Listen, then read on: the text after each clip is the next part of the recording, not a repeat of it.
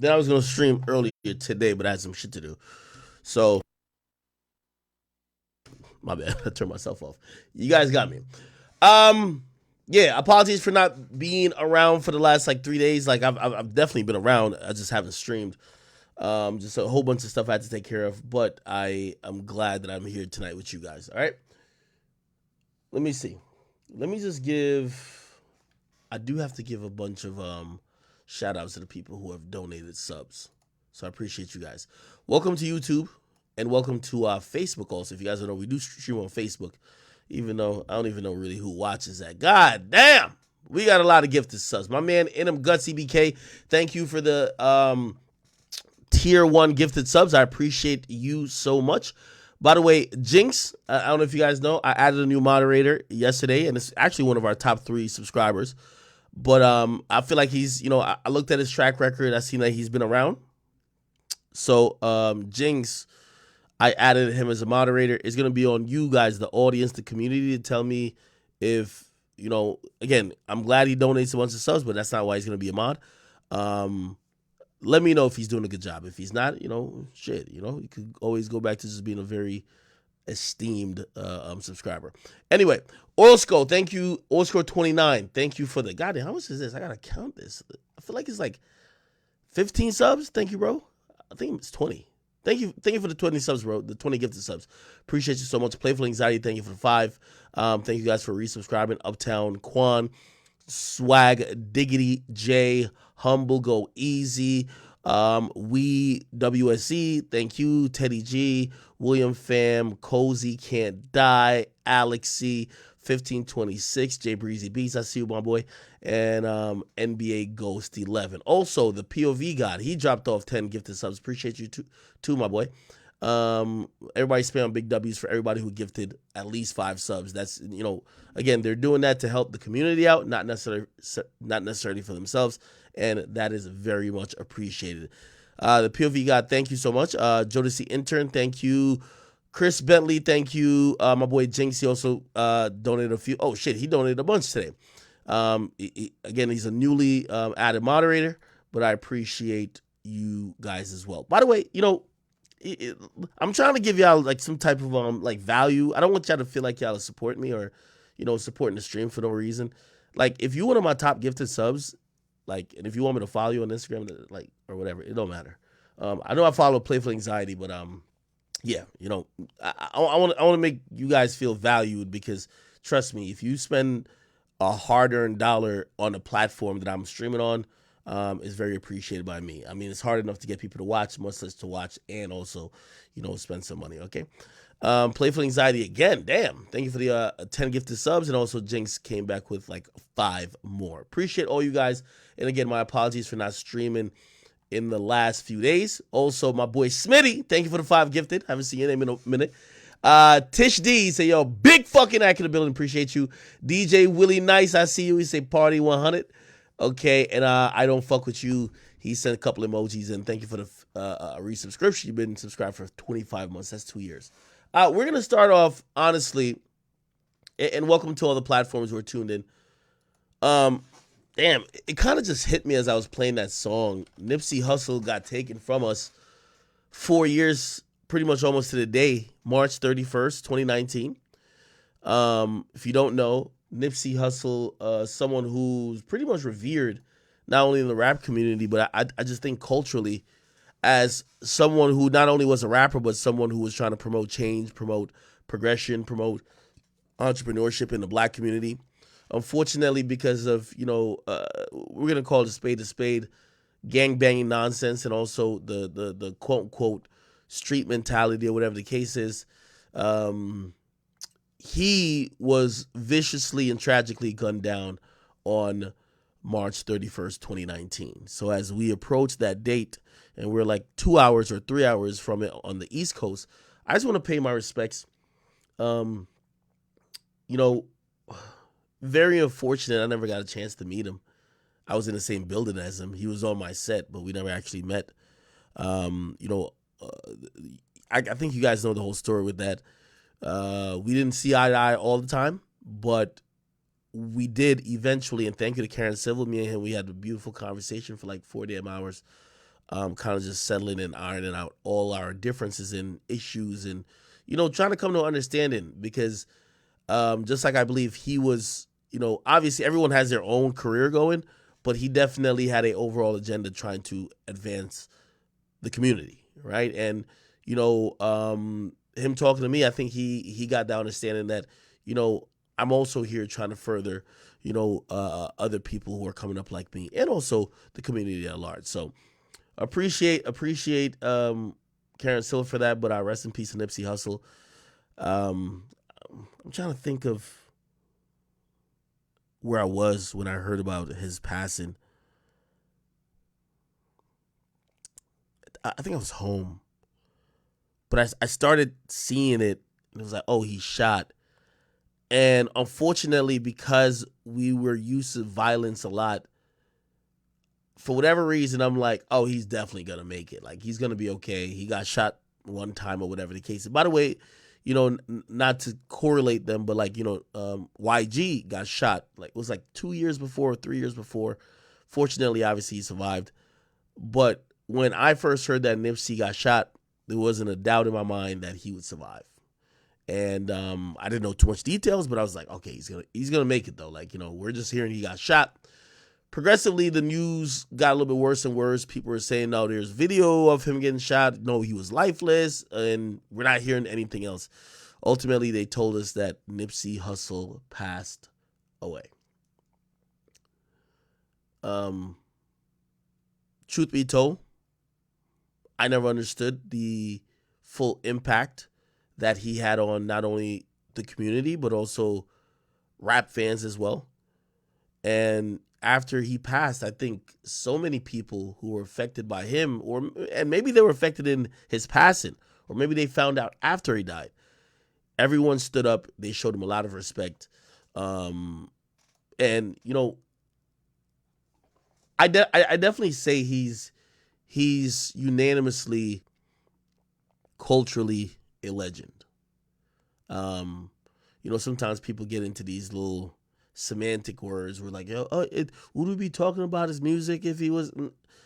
I think his profound impact and his message was so infectious and applied to so many people that I don't think it warrants a conversation to say, was Nipsey Hussle a legend? Was he revered? Or was he a very influential person? So rest in peace to Nipsey. And I'm sorry for starting off the stream with this somber note, but I seen YG tweet. He tweeted something, and I was like, what is he talking about? Then I Googled it, and I was like, oh, he's talking about that. So YG tweeted out, he says, one of the worst days of life is tomorrow, but we gonna celebrate. It's fucked up. Fucked up, man. All right. Rest in peace, Nipsey. His memories and his legacy continues. It will continue through his spouse that was to be at the time, also the mother of his child, and also his brother, and also everybody else who tends to his estate, keeps everything going. So rest in peace, Nipsey. Gone, but definitely not forgotten. All right. Chat, what's going on with y'all? Yeah, I apologize. I didn't want to start off the stream on a somber note like that, but it's worth acknowledging off top. You know what I mean? It's worth acknowledging off top. Yeah. Got a bunch of stuff that I do want to get to, and I do want to touch base on. Let me see. Are there any church announcements I could kind of give out? Oh, okay. Hey, chat. So pretty much, I think the Call Dago t-shirt is only going to be on sale for maybe 16 hours more, or maybe 18. I can't remember exactly. But in the next day or so, the shirt will come down. I forgot what the actual total is in terms of money that we've generated from the sales. I'll make sure it's all tabulated and you guys can know. Again, I told you guys I will be donating the entire proceeds and the entire amount of money made, including shipping costs, processing fees, also. So you guys are donating. So let me tell you how this is working. You guys are donating basically what you paid for the shirt, but you get a shirt. You get what I mean? I'm covering all the processing fees, all of the manufacturing fees for the shirt, and the shipping fees. So that's my portion. You guys do your portion. Regardless, it's going to be a chat nigga donation. And at this point, we're just looking for an organization that we could really help out. By the way, I've seen a couple people reach out about the Misty person, who's the person who was like incarcerated with him at one point. We probably gonna have that person on stream, but even if we donate and contribute some to her, I want to make sure we're contributing to the cause overall. All right. So chat, I know you guys DM me about everything. You guys DM me topics a lot these days. If you guys can find a really dope organization, again, it doesn't. I just want an organization that it could be very transparent, and that you guys could know that and look, see, man, I ain't gonna lie, man, you guys are the best. Hold on, wait, where my drop at? I got my drop, my nigga. Call Dago. Come on, man. So let me stop. So yeah, so essentially, let's find an organization that I could just like, make this donation on behalf of us. All right. Okay, cool. We're there with it. Anything else do I need to kind of get down with? Because we got a shit ton of topics. Nigga said we slide for Danny. Nah, 6ix9ine already slid for himself, bro. Word in the streets is that 6ix9ine already slid for himself. That's why you think you went to Cuba. All right, anyway.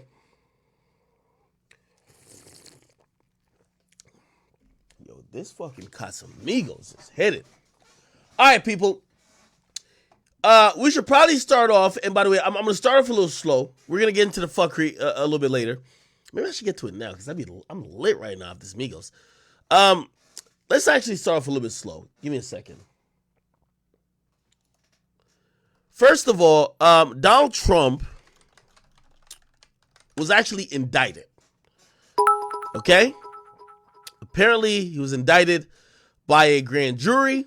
I'm going to give you the short. There's so many things you can read, so many videos you can see about this type of stuff.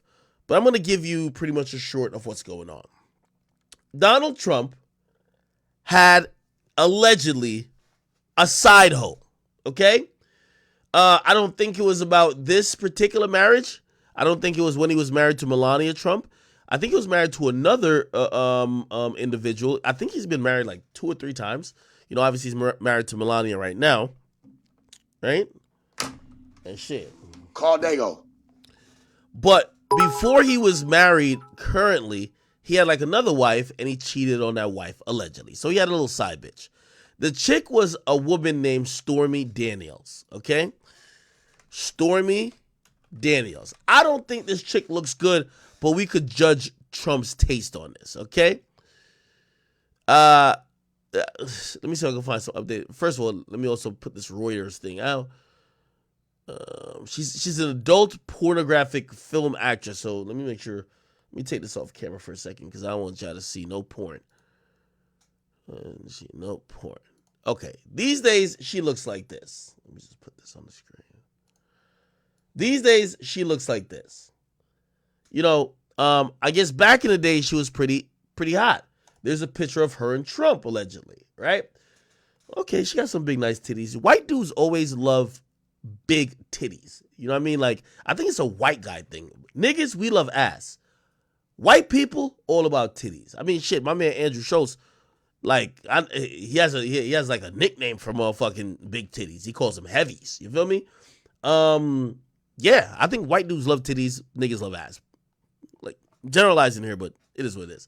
So yeah, Donald Trump was piping her out, allegedly. And obviously there was an affair because he was married at the time. By the way, this is how she looks now. She's been going back and forth to court. And apparently when he was about to run for election and he was about to run for president, he was trying to bury his skeletons. So he basically had her sign an NDA that she wouldn't. You know all these bitches who love, like there's one tranny right now saying that she sucked off Kevin Gates. We're going to get to it. But when women can't get money out of you, they sell the story. So I think Trump was being proactive and smart by saying, yo, I'm about to run for president. I'm already the non-perfect candidate, but I just can't have I want to look like I have a united family and a dope-ass family, right? Because again, I'm not going to say we've never seen like a single man win in politics, but that's very rare. So having a family structure, wife and kids is always important. So what ends up happening, and by the way, Call Dago. what ends up happening is Donald Trump and his lawyer, Michael Cohen, right, basically start talking to this thought and say, yo, check this out. We know your bread probably short. You're probably going to want to expose Trump. He's about to do a big move. He's about to run for office. How can we prevent you from ever talking about Trump again? An agreement was allegedly made that if she got paid $130,000, she would shut the fuck up. She would not say she sucked his dick. She would not say that nigga had the thumb in the butt. She won't say that Trump was spitting, in her mouth. Okay? She took the money, signed the NDA. Okay? All should have been well. By the way, if you think this is unusual, a lot of these politicians, if you ever watch any movie, House of Cards, or like TV series based around White House or politics, you usually hear a lot of shicey. Call Dago. Another one. You usually hear a lot of shicey shit that's supposedly going on in Washington, D.C. that never makes it to the press, but it's happening. But you know what happens? People favors get kind of given out, or people get paid off. A lot of hush money stuff. So Trump paid the woman. She signed this NDA, and all was supposed to be good, except Trump wins. And when Trump wins, this chick basically is like, whoa, 130 racks. Hold on now. First of all, she probably bought 2 Birkins, went to Bermuda, Guatemala, Belize, and then went to the Bahamas. She used up that $130,000. Trust me, bitches know how to spend money like this. You ever had a girl? You ain't never have enough money for a bitch. Trust me. Girls will spend through, when it's your card, your wallet, they spend through it like this. So again, she gets the 130. She spends it like this, right? She probably broke again, right? Now, this is my story. I'm just making this up. I don't know nobody suing me later. So this chick basically realizes that Donald Trump is still popping. He is now the president of the United States. And there's a loophole. And by the way, I'm giving you a breakdown, like an academics breakdown, but this is my interpretation or understanding of how this went down, right? If I read through articles, y'all gonna be bored. So I'm gonna just give you my breakdown. So he pays the bitch 130. This chick really wants to still make more money. She finds a loophole to the agreement she signed. Now, it was basically her silence or her signing this NDA, and she got compensated $130K. If she breaks the NDA, they could sue her. It could do all type of stuff. But here's the thing about NDAs.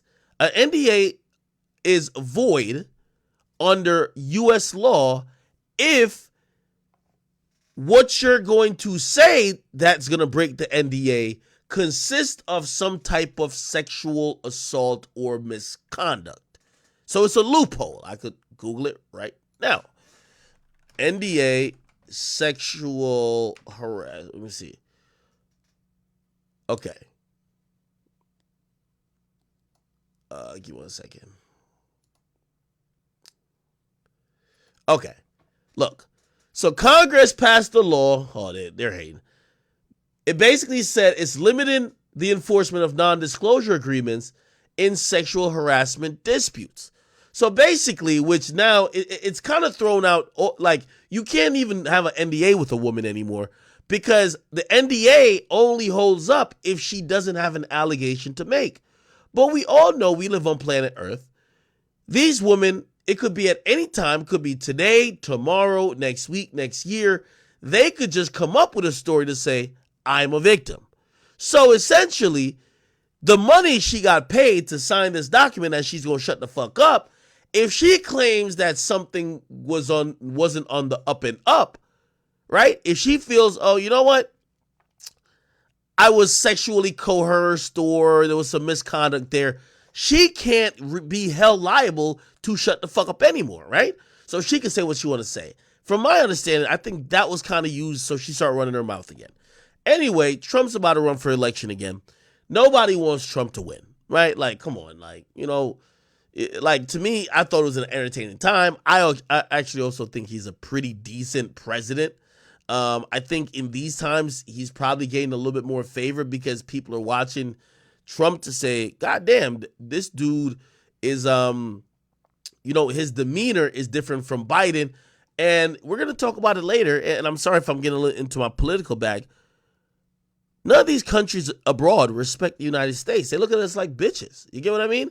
At least when Trump was hooting and hollering, it made it seem like he was on that thug shit. But with Biden, it just makes it seem like we're asleep at the wheel. So essentially, Trump said he's going to run back again. Remember, he lost to Biden in like 2020. Now, when he was going to run, there's a district attorney named Alan Bragg. Okay, now I got to Google this nigga. I can kind of understand it. Alan Bragg. Okay, something like that. What the fuck? I think it's Alan. Is it Alan? I don't even know what the fuck this nigga name is. Okay, New York District Attorney. God damn, I can't spell. Is it Alan? Whatever. Oh, Alvin. My bad. So this guy, you could tell he's a Democrat. And by the way, this is like really politics as usual. He's a Democrat. He don't fuck with Trump. He's a district attorney, and he said, you know what? Like, he basically won, like, district attorneys got to get elected. So they have to run. Okay, by the way. Call Dago. Another one. District attorneys run for the office. One of the promises he made is that he was going to get Trump on any wrongdoing Trump did. This was a case. So remember, Trump paid this bitch $130, right? People were looking into the payment to say, is that illegal? Now, granted, if I fuck some hoe and I pay her some money to shut the fuck up, it's not illegal, right? Actually, that's pretty good business. Shut the fuck up, bitch. You get the money. I got some pussy, whatever it is. Now, granted, that's if nothing illegal happened between you and the girl. However, obviously they've been trying to get Trump for a while. So this district attorney figured out a way how he could charge Trump with, at first it was a misdemeanor, but they kind of lumped it together to be a felony. So remember that $130 payment he did to the woman? The $130,000 payment to Stormy Daniels, paying hush money isn't illegal, but at that time, he was preparing to run for president. So when he's preparing to run for president, I'm gonna put both of them on the screen. Hopefully I can get one. Right here. When Trump was preparing to run for president, it's a law that you have to disclose and be open about where all the finances that you've all the finances in terms of campaign finances are going. So basically the allegation here is Trump misappropriated funds that was supposed to be a campaign, and he paid off to shut up his side chick that he could win an election. Now, that coupled with misleading on a state level, misleading or just lying about what you did with your business funds, those two together are a felony. It's kind of weird, and I know I might lose a few of you guys here, but basically they put together a stage charge, which is not being honest about where your funds went, right? And by the way, here's the thing too. Trump did this through his lawyer. So Trump told his lawyer, like, yo, pay this hoe off. Well, he didn't really say it because there's audio, but he basically was in agreement that, yo, we got to get her the fuck out of here to get her to shut up. The lawyer made the payment, which was $130,000. So the lawyer paid out of his pocket, but then Trump compensated the lawyer, and then they called it a legal expense. Now, if you're paying hush money, it's not a legal expense, right? Now, Trump is maintaining to this point, he never told the lawyer to pay this bitch. He actually says he never fucked a hoe. He said he never fucked Stormy Daniels a day in his life, right? Now, he's probably lying about that. But he's just saying, yo, if my lawyer paid you to do that shit, they ain't got nothing to do with me. Anyway, they took that and some campaign finance violation to make a felony. And because of that, if you don't know, Donald Trump has gotten indicted. I know that was long for me to explain, and sometimes I'll be wondering if I lose y'all. I know there's a lot of smart people in here, but I want to make sure that everybody understands while I'm trying to explain some shit. Give me a second. And I know it's not. This is not that entertaining at the moment. Okay. So yeah. Okay, cool. It looks like you guys understand. So again, quick recap again. Trump cheats on his wife, fucks a porn star, about to run for president, tells the porn star, yo, I don't want you to start singing tales once I'm president, if I ever be president. I'll pay you some money. You sign this NDA. You can never talk about what we did. The chick said, what? Okay, $130,000, and I just only got to sign the paper? Cool. She signs the paper. Trump wins presidency. Now, that $130,000 don't seem that much anymore. You know why? You could write a fucking book about the president and make $1.3 million. You the nigga who know how he fucks. You know if he like his balls tickled. You don't know if like, you know what I mean? Like, yo, he wants, like he told you to give him a rim job. We don't know. So she realized, holy shit, he became fucking president. How can I get out of this NDA? Typical bitch shit. You know what I mean? She on some shit like, let me finesse him twice, even though he paid her already. Somebody probably tells her, yo, the law says if you say he did some weird shit, you could actually speak all about this. All right, did some weird shit. She told her, now she can speak about this. And by the way, Call Dago. now she can speak about this. But then the government start looking into this because now she's revealing shit. She said, oh yeah, he did pay me $130,000. They start looking at Trump records. You never said you paid this money out to this woman. Trump says, I didn't pay the woman at all. Trump's lawyer, who got in trouble for some other shit, is testifying now to say, no, I paid him. I paid that bitch. But Trump told me to pay the chick. Trump is saying, I never told my lawyer to do it. That nigga's a liar because he got into trouble for some other shit. That's why he's lying. And then the bitch, I never fucked her at all. They took him lying about paying her and also them saying that those funds were probably campaign funds. Add them together, big felony. Anyway, now he has been indicted, so the grand jury heard all the proof and heard all the, like, you know, whatever they need to hear. And they've came back with an indictment. So I'll read this. And thank you guys for following me. I know you guys are incredibly smart. Donald Trump faces more than 30 counts related to business frauds and an indictment from a Manhattan grand jury, according to two sources familiar with the case. The first time in American history that a current or former president has faced criminal charges. He's expected to appear in court next Tuesday. The indictment has been filed under seal and will be announced in the next coming days. The charges are not publicly known at this time. Manhattan District Attorney Alvin Bragg, his office has been investigating the former president with his connection in the alleged role of hush money payment scheme and a cover-up involving adult film star Stormy Daniels that dates back to the 2016 presidential election. Okay? Grand jury proceedings are secret, but a source familiar with the case told CNN that a witness gave about 30 minutes of testimony before it voted to indict Trump. Okay? Anyway, what's happening now is that Trump will be arrested. Now, will he be in cuffs? I can't see him being in cuffs. Trump, like every former president and even former president's family, has a Secret Service detail that goes with him everywhere. The Secret Service is, in the United States of America, is responsible for protecting government officials, whether they're current, at least for presidents, whether they're currently in office or not.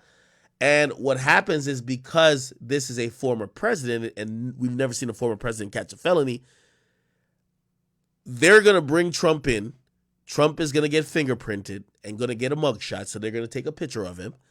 Will they put cuffs on a former president? I don't see it happening. I'll be shocked. Now, granted, Trump wants this, he doesn't want to get indicted, but he wants it to look bad, right? If Trump is motherfucking in cuffs behind the back, doing a perp walk, getting treated like every other person, you got to remember, Trump won the entire election in 2016 off of, even though he was rich as fuck, seeming like the regular dude going up against the career politicians. So now we have, once again, Trump is going to be looked at like the regular dude. Like, damn, they even put cuffs on the president or the former president. So I think Trump is going to capitalize off of this. What I think is going to happen, they're going to bring him to the courthouse. They're going to take pictures, fingerprints. Then he's going to, well, not him. His lawyers are going to talk to a judge. He's obviously going to get bail. And, yeah, the whole shit will get sorted out in court. So, do I think he will be found guilty? I don't know. People actually feel like he will be found guilty, but they believe he won't stand up on appeal. So, I don't know. It's kind of weird. All right. Anyway, that is the Donald Trump situation as we speak. To be honest, by the way, this is my own personal opinion. You guys do not have to listen to what I say in terms of how I would be voting these days. So this is just a personal choice. If the next election was tomorrow, my vote is between Donald Trump and Ron DeSantis. I don't see any type of Democratic candidate that has captured my attention. Also, Sleepy Joe is going to definitely run again. You feel what I'm saying?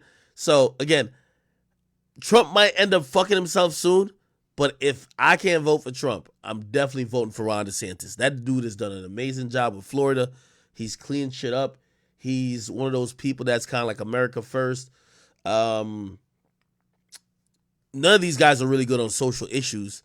So that's the only reason why I would ever vote Democrat. Like if it was a president like Obama, where like this is bigger than just these other things that you might care about. But since it's not, it's either gonna be Trump or Ron DeSantis for me, and I ain't gonna lie to you. I'm saying it now, so don't get mad. I won't be campaigning for them, but like, shit. When election day comes next time, I'll be like, yo, who you vote for? And I tell you the truth. Don't get mad. There's no chance I'll vote for Biden. Just my personal opinion. You don't got to follow it.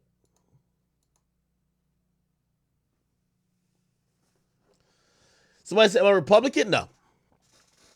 I'm a guy who, I flip-flop. You know I always say niggas are as loyal as their last meal. If you didn't feed them last, don't expect no loyalty. In politics, everybody should be like that. Yeah, I was like a Democratic supporter when we had Obama in office. But actually, to be honest, I never even thought that I would agree with anything that Trump did until I realized, I mean, some of y'all in denial. I don't think Trump ran the country down that bad. Gas prices was good. Stock prices good. Nigga freed ASAP Rocky, Lil Wayne, and Kodak. Fuck more you niggas want. Nigga freed ASAP Rocky, Kodak, and Lil Wayne. And then brought the women's basketball team to the White House, or with some sports team, and bought them bitches McDonald's. Like, come on. We gotta vote for Uncle T, man. Anyway, that's what it is. Enough of the Trump stuff. Let's move on. Some people are telling me that 6ix9ine's 6ix9ine's. Oh, perfect. God is good. Holy, I told you, man. Hey, I gotta hit my boy 6ix9ine up. This one was pro bono. This one's on the house. Sorry, y'all. I dropped the dime this time. Sorry. I told you we were sliding, but my sliding don't include me going to jail. So I slid their names to the DA.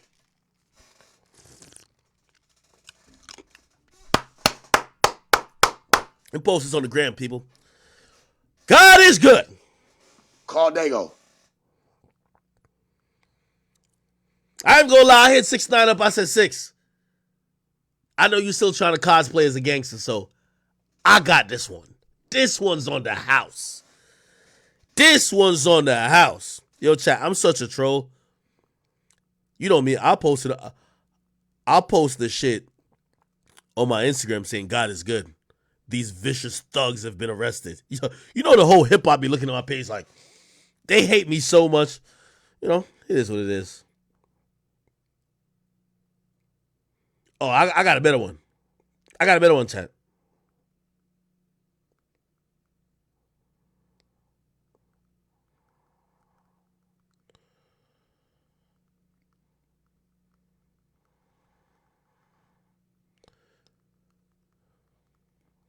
I'm the illest caption maker in the world.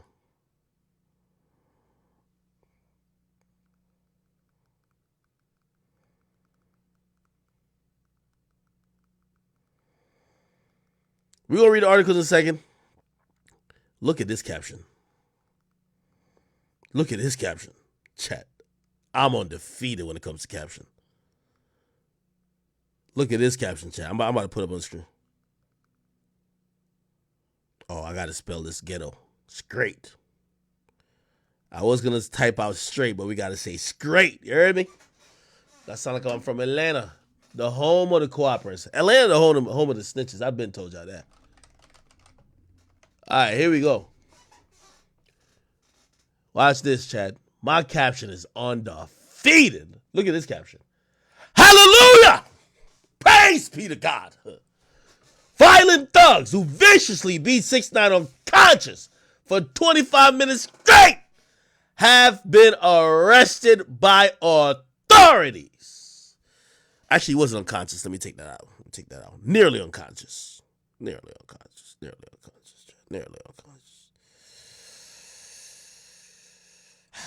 Perfect.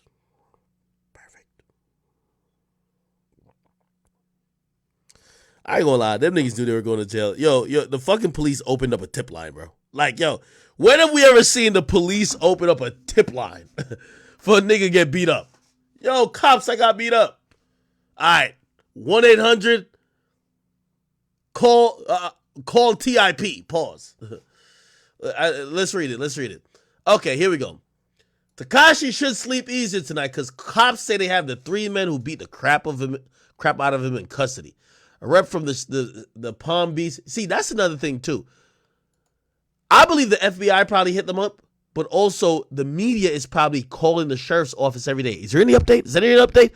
That's what would make a sheriff office actually start doing the most to try to get people arrested. It's such a big media thing.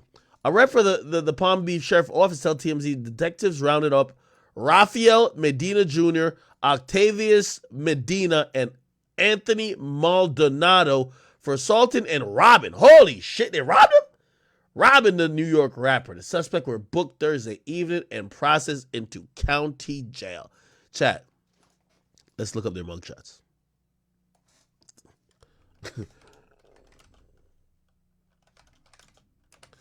Yo, chat, hit my asshole for that. Let's see if we could look it up. I got another screen open. You can't see it. Let me just see if I can look it up right now. Holy chat. God is good. Let's look up Medina, and the first name is Raphael. Yeah, chat.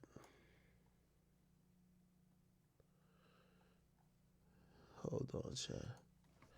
Medina.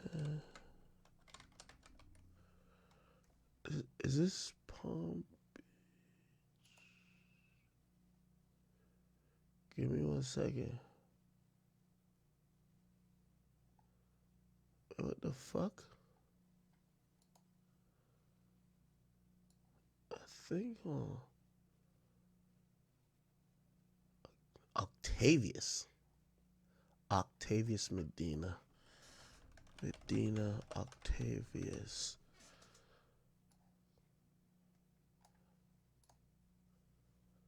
Why can't I find this shit? Hold on. Palm Beach, Florida. Hold on, I'm gonna find this shit. Don't you worry, chat.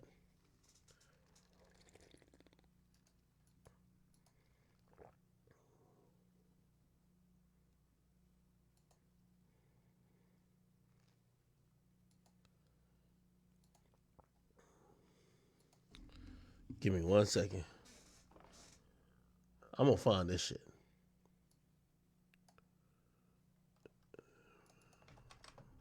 Here we go.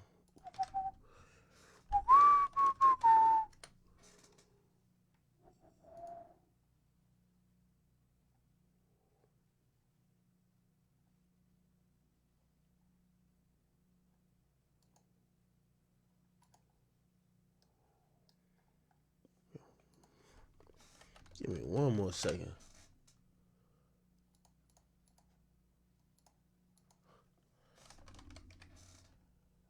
right here. I might have got it, chat. Give me 1 second.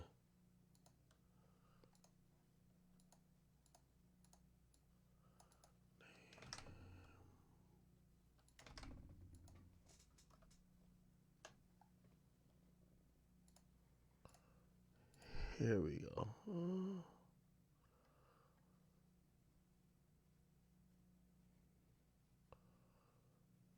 Okay. Give me a second. Now I might have got it. Give me 1 second.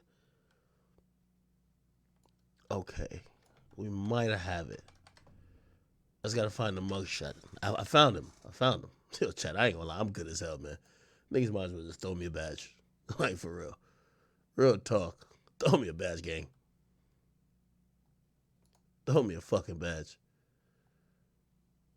Okay, cool. Yeah, they locked him up today. They just booked him. The nigga got booked 2 hours ago. Damn, TMZ fast as fuck. Okay, cool. Now I got this bitch. Hold on. All right.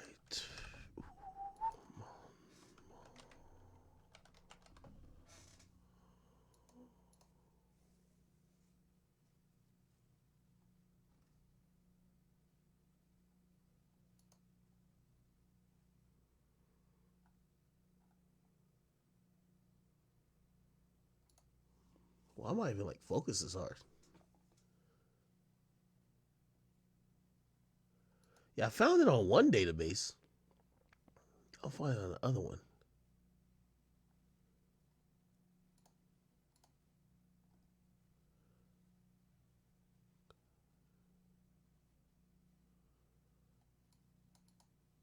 All right, anyway. All right, yeah, no, I was trying to get the mugshots up here, chat. It's probably, it hasn't fully gone through the system yet.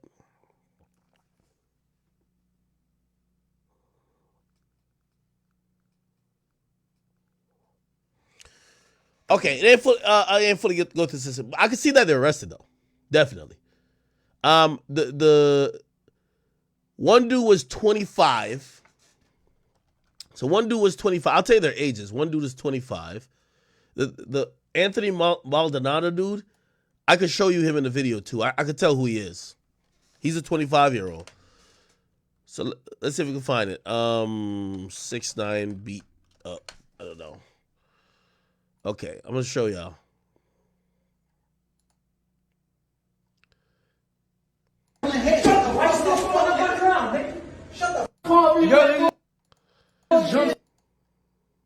Oh shit! It won't show. I know, but y'all niggas jumping. I ain't jumping, bro. Where's the full thing? Yeah, I'm gonna show you. Oh, Mickey Mouse head, clown ass. Okay, so we're gonna find his name. I mean, I kind of had him already. Go ahead. Take a picture. Go ahead. Take a picture. I want to be famous now. I want to be famous. Fuck. All right, fuck that. Anyway, the guy in the back. Remember, I told you, nigga took a water break. That's Anthony Maldonado, right? So he locked up. Let's look for the other niggas, man. Yo, chat. This is what you call sliding, bro. Okay, y'all niggas sliding wrong. You feel me? Y'all niggas is sliding wrong, gang. This is how you really slide. Okay, let me look up this guy. Give me 1 second. And I gotta look up, yeah, right here.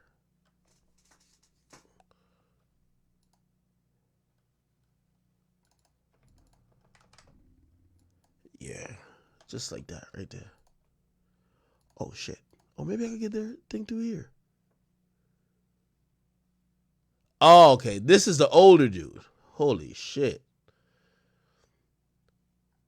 Okay, so Rafael Antonio Medina. That nigga 43. Yo, 6ix9ine got his ass whooped by like some grown niggas, man. So one of them is 43. One's 25. And then let me see. I think the one with gray in the beard that was hitting him the most, I think that's the guy. Like, I think it's him or the other guy right here. So one of these guys right here. Right? And then the main nigga. Oh, the main nigga is a junior. Rafael Medina Jr. Let me see.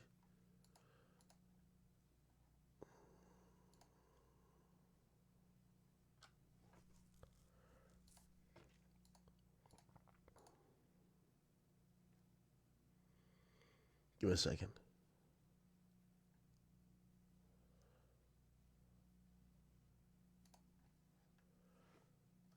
Okay, give me a second. And then, so it's a 43-year-old, 25-year-old, and then the next thing in name is Rafael Medina. Let's see if we can find it.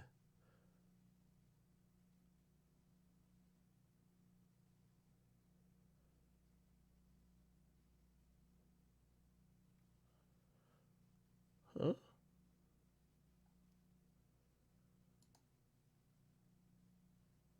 Yeah, this guy's 43 as well. So it's two 43-year-old dudes. Am I tripping? This thing name is Rafael Antonio Medina. They say second. Oh, two means second. My bad, chat. I'm like doing everything live. I ain't even gonna lie to you. I swear. And I have another screen that I'm not showing y'all just because I don't. Their address is on it. You know what I mean? Oh, I didn't look up Octavius. That's the nigga who I didn't look up. My bad. Okay, so Raphael's the one I talked about before. I didn't look up Octavius. Octavius. Here we go.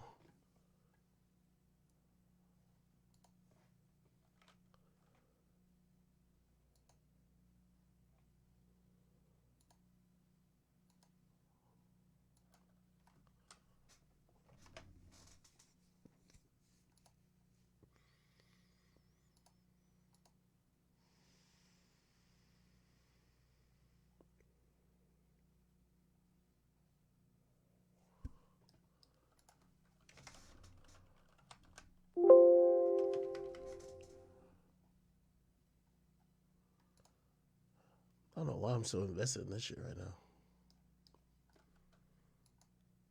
Yeah, the Octavius nigga hasn't loaded in yet.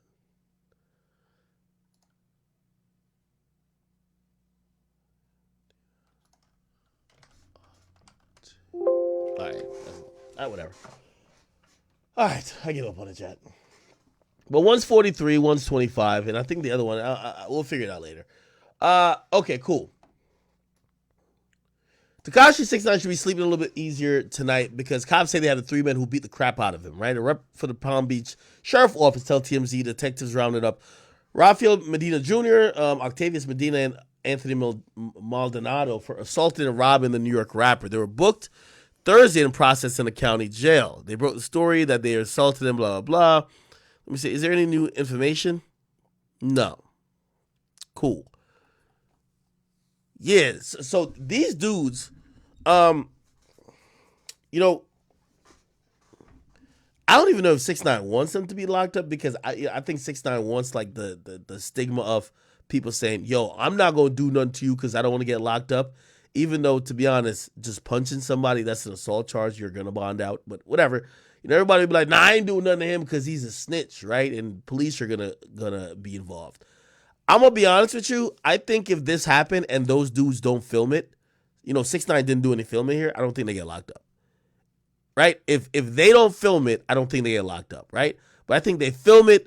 Now the whole narrative goes online that the dude is an informant that's getting beat up.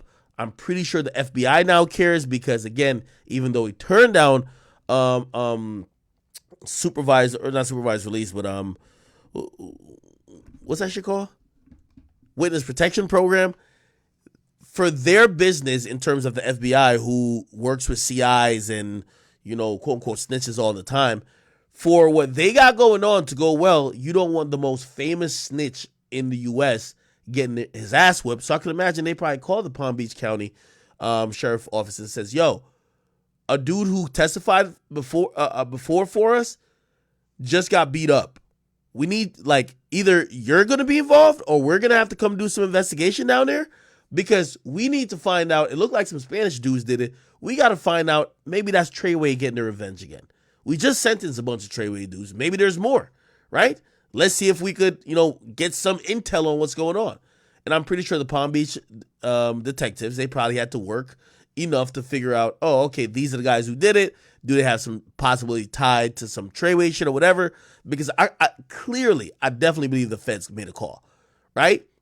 But also, these dudes recorded themselves. Why record yourself doing this unless you were trying to go to jail? I think them recorded, like, again, for all we know, 6ix9ine didn't tell on nobody, right?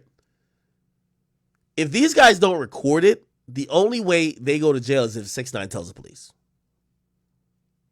But they recorded it. Somebody said, "Isn't Florida full of Cubans? Why did he go to Cuba?"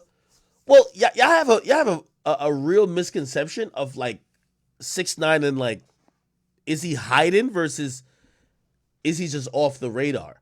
6ix9ine is never really hiding. 6ix9ine has been in Florida, in Miami, most of the times by himself.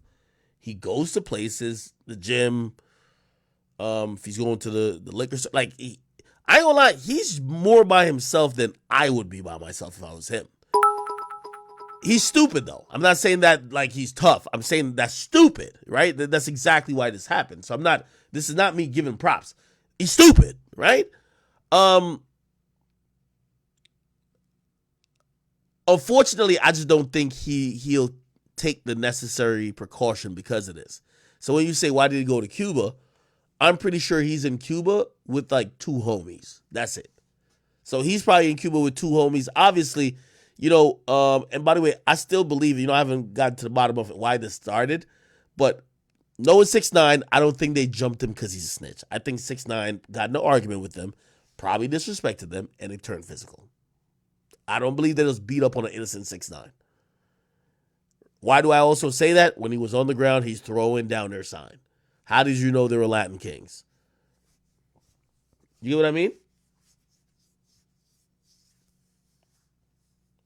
So I said, why are you telling us who and where he at? Bro, nigga, he's in Cuba, nigga. The fuck? Nigga, y'all niggas don't got passports anyway. They act like y'all about to go get it. Yeah, that's the craziest thing I hate when people say, yo, why you telling us what? Yo, 6ix9ine be in Florida more than me. If y'all want to go find him, go down to Florida.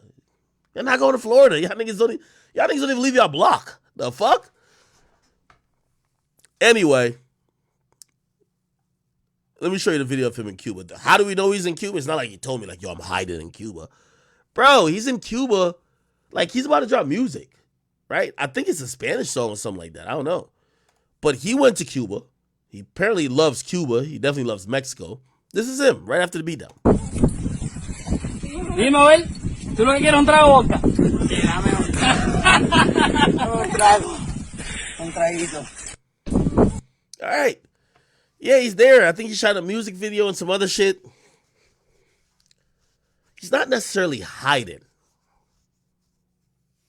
So, it is what it is. Now, y'all gonna disagree with me until my face turns purple, but I'm not gonna argue with y'all, especially about this. I think if those dudes beat up 6ix9ine without filming it, they're not in jail. Bro, you can't go beat someone up and post it like, yo, I beat this guy up and think you beat up a celebrity. Like, granted, yes, it's a former cooperator or a former, well, yeah, I don't know, whatever. You can't think you're not going to get in trouble. You're filming it.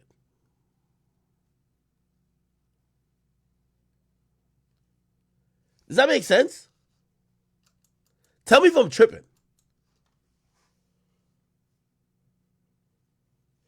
Somebody says, he would have told, bro.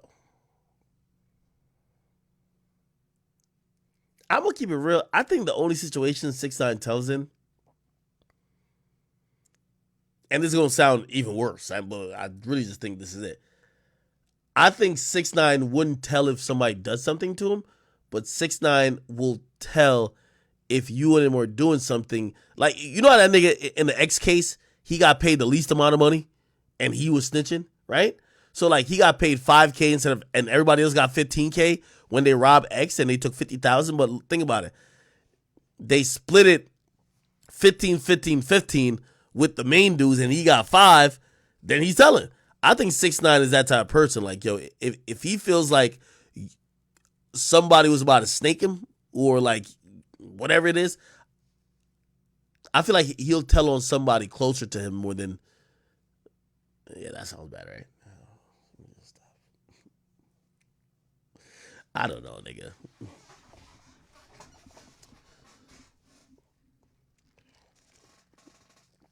Somebody say, yo, he's a dirty rat. I don't know.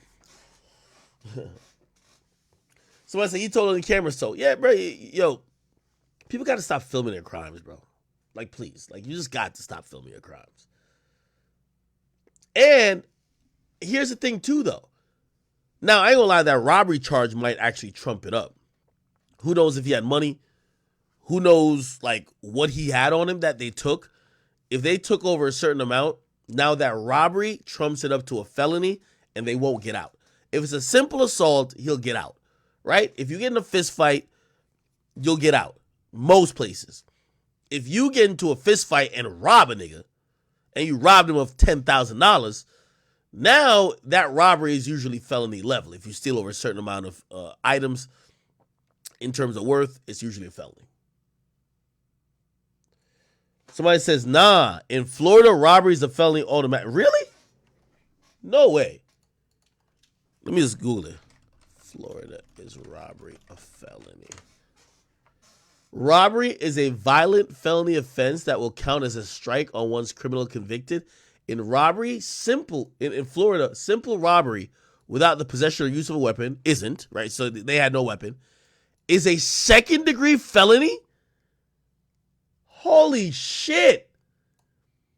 Yeah, so that would be simple robbery. It would be second degree, right? They didn't have any weapon. They're just beating him up.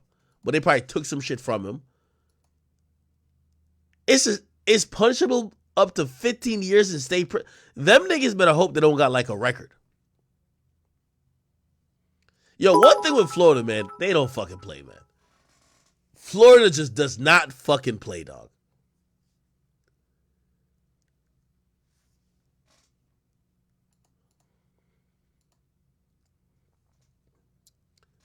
Due to its characteristics, Florida classifies robbery as a violent crime. Since this offense implies the use of threat of force and violence to another, it takes the prosecution of these cases very seriously. As a result, a conviction for this crime leads to severe consequences. A robbery offense in Florida is classified as a felony without timely and aggressive. Jesus.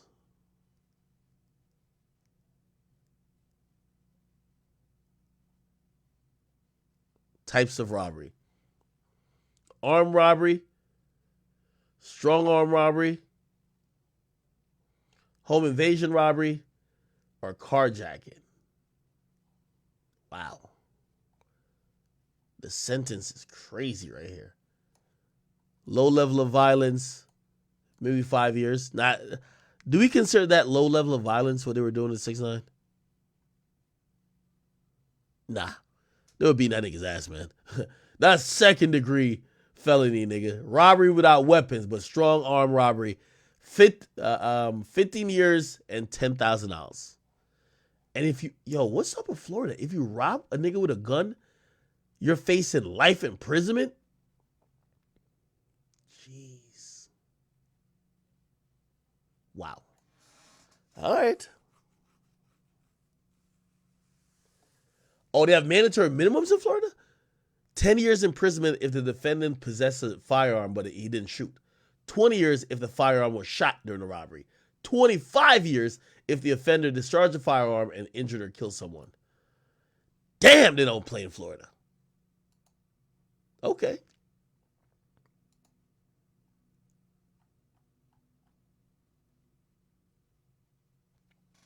All right. All right, people. All right. Let me kind of get into my little topics bag real quick. Had a bunch of shit that I did want to address. By the way, keep an eye out under that post that I made. Tell me if any rapper posts under it in their feelings. Nigga, I said hallelujah.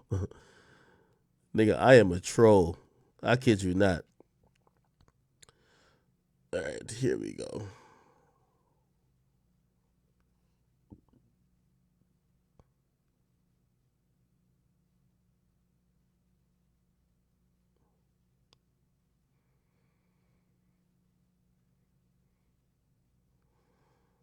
Nigga, I did. I did. Oh, never mind. Call Chat. Dago. We got him. Call Dago. Call Dago. Come on, chat. We got him. Never mind. Either ain't this what I was looking at? Call Dago, man. PBSO.org blotter. Here we go, chat. Let's find these motherfuckers.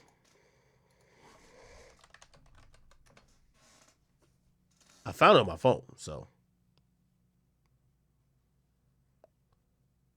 Huh. Got him, chat. Orale! Got you, buddy. My boy. Yo, chat, let me get a screenshot for that. You know the mugshots got to go up on the page now. Come on now. Come on now. Come on now.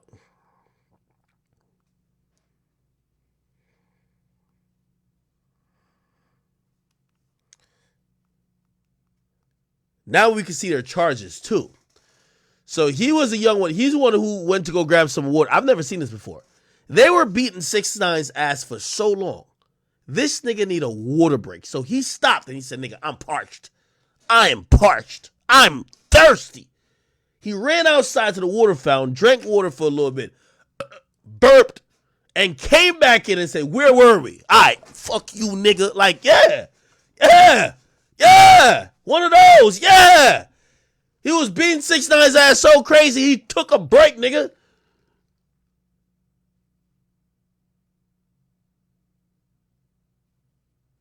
Grabbed some water, came back and beat his ass some more. Okay. Here's his charges.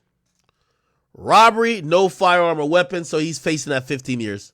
He's facing that 15 years. And then battery. Yeah, he got no bond. He ain't getting out. Well, at least it was worth it for him. Let's find these other niggas' name. Holy shit, people. Medina. Let's find this nigga right now. Oh, yeah, this the guy. This guy we thought was Bullets. What's his name again? Bullet Guzman. Nah, this the guy. He had a little gray in the beard. This is the nigga that was giving 6ix9ine dog beats, bro. Yeah, that's him right there. That's him right there. That's him right there, chat. Let me go to Twitter. Let me find the full video. 6ix9ine beatdown. Let me see. We gotta find the full video of the beatdown. Let me see. Yo, this should be full of so much porn, bro. All right. Yo, nigga. Yo, 6ix9ine was getting his ass beat so bad, they put a soundtrack over it, gang. So this is a nigga who got arrested. See? Him right here with the beard? This is him locked up. Okay? Yeah. Don't worry, chat. I'm gonna check his criminal history. So if he was on probation, trust me, we might have a sit-down meeting with his probation officer. Yo, chat, this is how you slide, man, okay? This is how you slide, okay? All right, then the other nigga, let's try to find him. So he's a junior. He's Antonio Medina. What's the other nigga name? Octavius Medina. So he basically just called his brother or something like that. Let me see if we can search by first name. Octavius. Can we find Octavius? We trying. Oh, we ain't find nobody. Medina Jr.? We can't find Octavius. I think it was the last one processed, so his shit probably still being uploaded.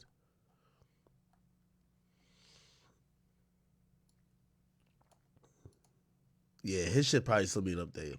All right. We got 2 out of 3. All right, people. It's kind of cool.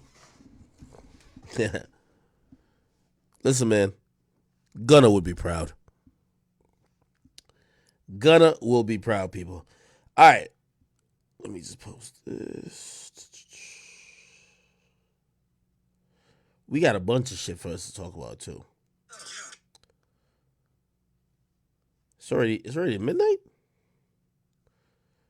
Yo, don't fall asleep on me tonight, chat.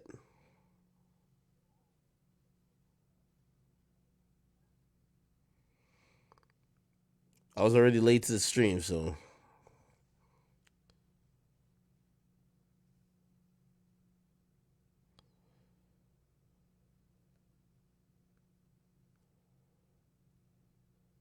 Okay. All right, bet. Topic time. You jump into this shit. Who am I looking for now? Here we go. All right. So 6ix9ine's putting out some new music. If you don't know, he's in Cuba. He's cooling. If you could kind of hear the song that he's kind of shooting a video for.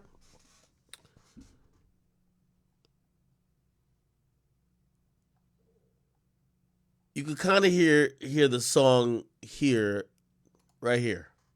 Let me see if we can hear it. Pero siempre supe que mi suerte llegaría. El chamaquito del barrio. Cuando no había papá desayuno, me conformaba. Cuando no había carro caminaba. Antes me sentía el dueño de. Clearly, there's a feature on the song too. It's a Spanish song. I'll give you a little bit more I know about the song. Apparently, the song is dropping at midnight.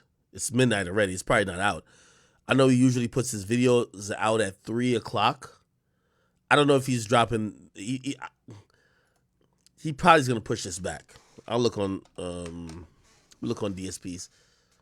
Yeah, probably nothing there. But the song's supposed to come out today. Let's see. Probably nothing, right? Yeah, there ain't nothing there. Yeah, there's nothing there.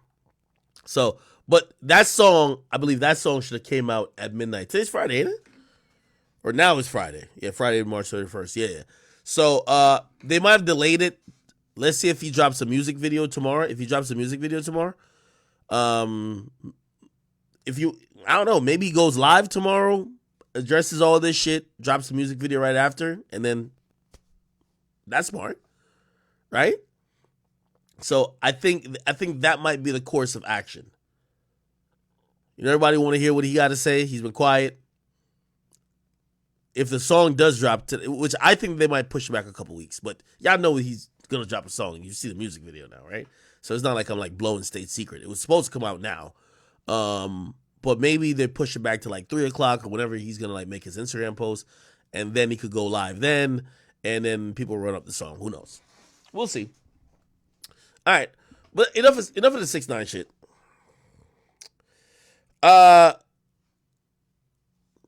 We talked about 6ix9ine. We talked about Trump. Ice Spice necklace. Jesus Christ, man. We finna slide for Ice Spice, man. So apparently, some dude made some random video saying that, yo, he had Ice Spice's chain. This was the video right here. Sorry. Yo, listen, man, we got Ice Spice chain, man. Stop playing with me, man. Pull up. I know where we at, man. Come to the blitter. Come get your cheddar. Little bitches is put The craziest part about him having a chain, the nigga sound like he right for Ice Spice. Come to the blitter. We got your cheddar. Yo, listen, man, we got Ice Spice chain, man. Stop playing with me, man. Pull up. I know where we at, man. Come to the blitter. Come get your cheddar. Little bitches is put So apparently, this dude is a TikToker. He ain't even take no chain, man. I thought that Ice Spice chain was about to begin the first leg of the Greasy Neck tour hood to hood, block to block, state to state, and corner to corner, and bodega to bodega, man. This was going to be vicious because by the time Ice Spice's chain made it out the Bronx, 100% that COVID-20 would have been invented, okay? You heard Ice Spice. We from the Bronx, so we know we dirty. If they tell you they dirty on the record, imagine them greasy, sweaty necks, okay? Gangrene kicking up all over the place. Trust me, this chain would have made it out of the Bronx looking like a Wuhan lab, nigga. It's like one of them motherfucking people, let me not even say that. One of them motherfucking people who eating bats. You know what they say that the whole virus came from a bat? Yeah, nigga. It would have came out looking like that. Some shit like that. You feel me?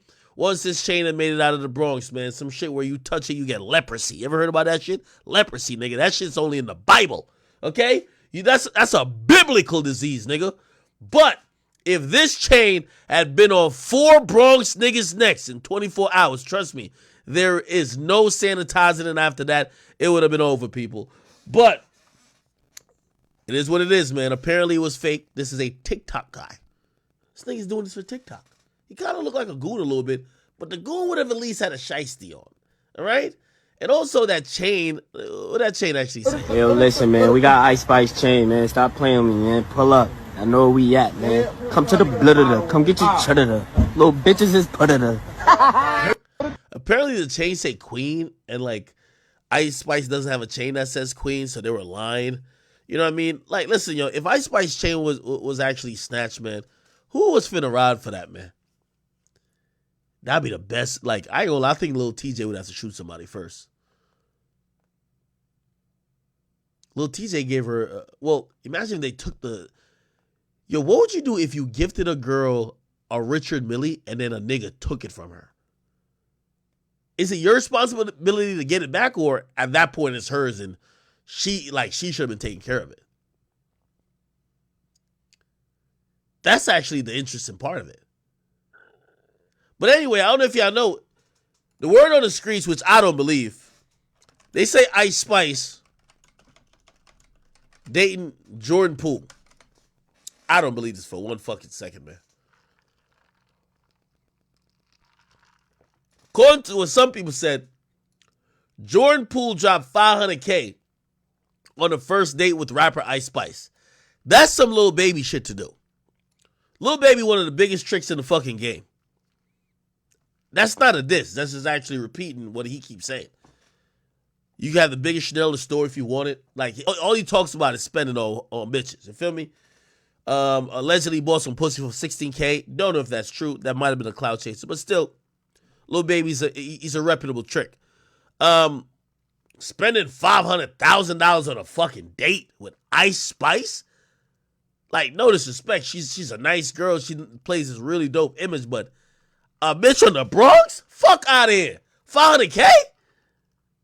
First date? Nah, I don't think that's real. Why do people even think that Jordan Poole be dating her?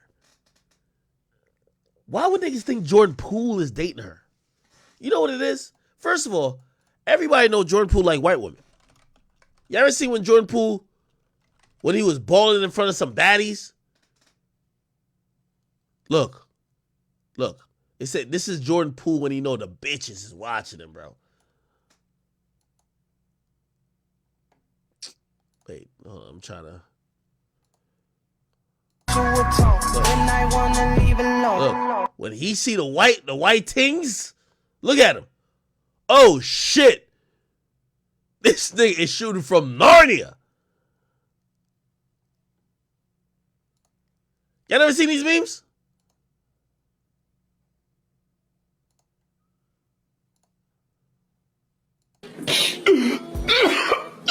I said when there's no baddies. Look, they say he turns into Michael Jordan. Look. Players say they always ask that innocuous question. When did you notice? Oh shit. He see the 2 bitches from the White Girls. These are the 2 joints on in the White Girls movie. Let's see how you start playing. Look at this. Oh shit.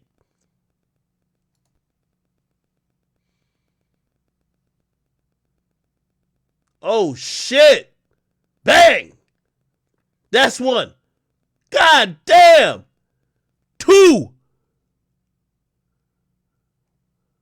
I'll give it to you. Oh, you got a smile out of her.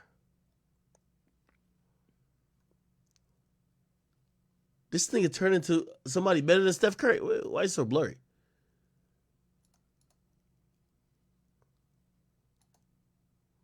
Want to get a 2-for-1 here. Poole short.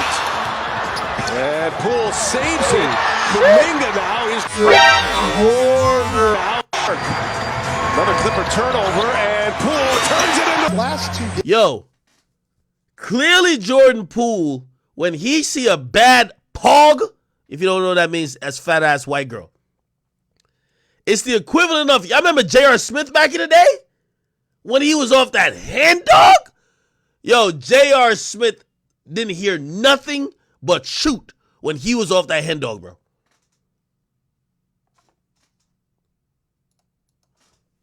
J.R. Smith, Hennessy. This is how that nigga was running down the court, gang.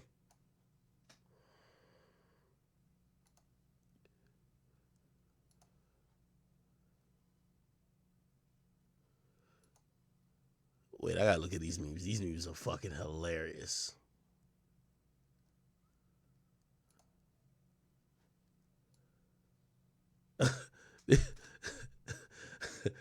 Yo, they said this is this nigga's trophy case. Oh, shit. Yeah. Yeah. Yeah. Oh, yeah. Yeah. Yeah. LeBron looking at this nigga like, what the fuck are you doing?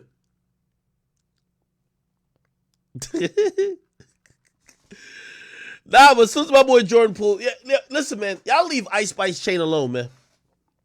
Ice Spice right now is unproblematic. She's not doing nothing to nobody. By the way, this is what I'm trying to say. This is a likability factor with her. You know what these ratchet bitches would have done? These ratchet bitches would have all basically just hopped online talking about, yo, why niggas keep playing with me? Fuck all this, fuck that, fuck this. And basically just seem so masculine that it would just be a turnoff. Like, Ice Spice didn't even respond to this. I'm telling you, man. I'm going to talk to her team and find out who's her PR person. Because they be playing this shit a little bit too perfect.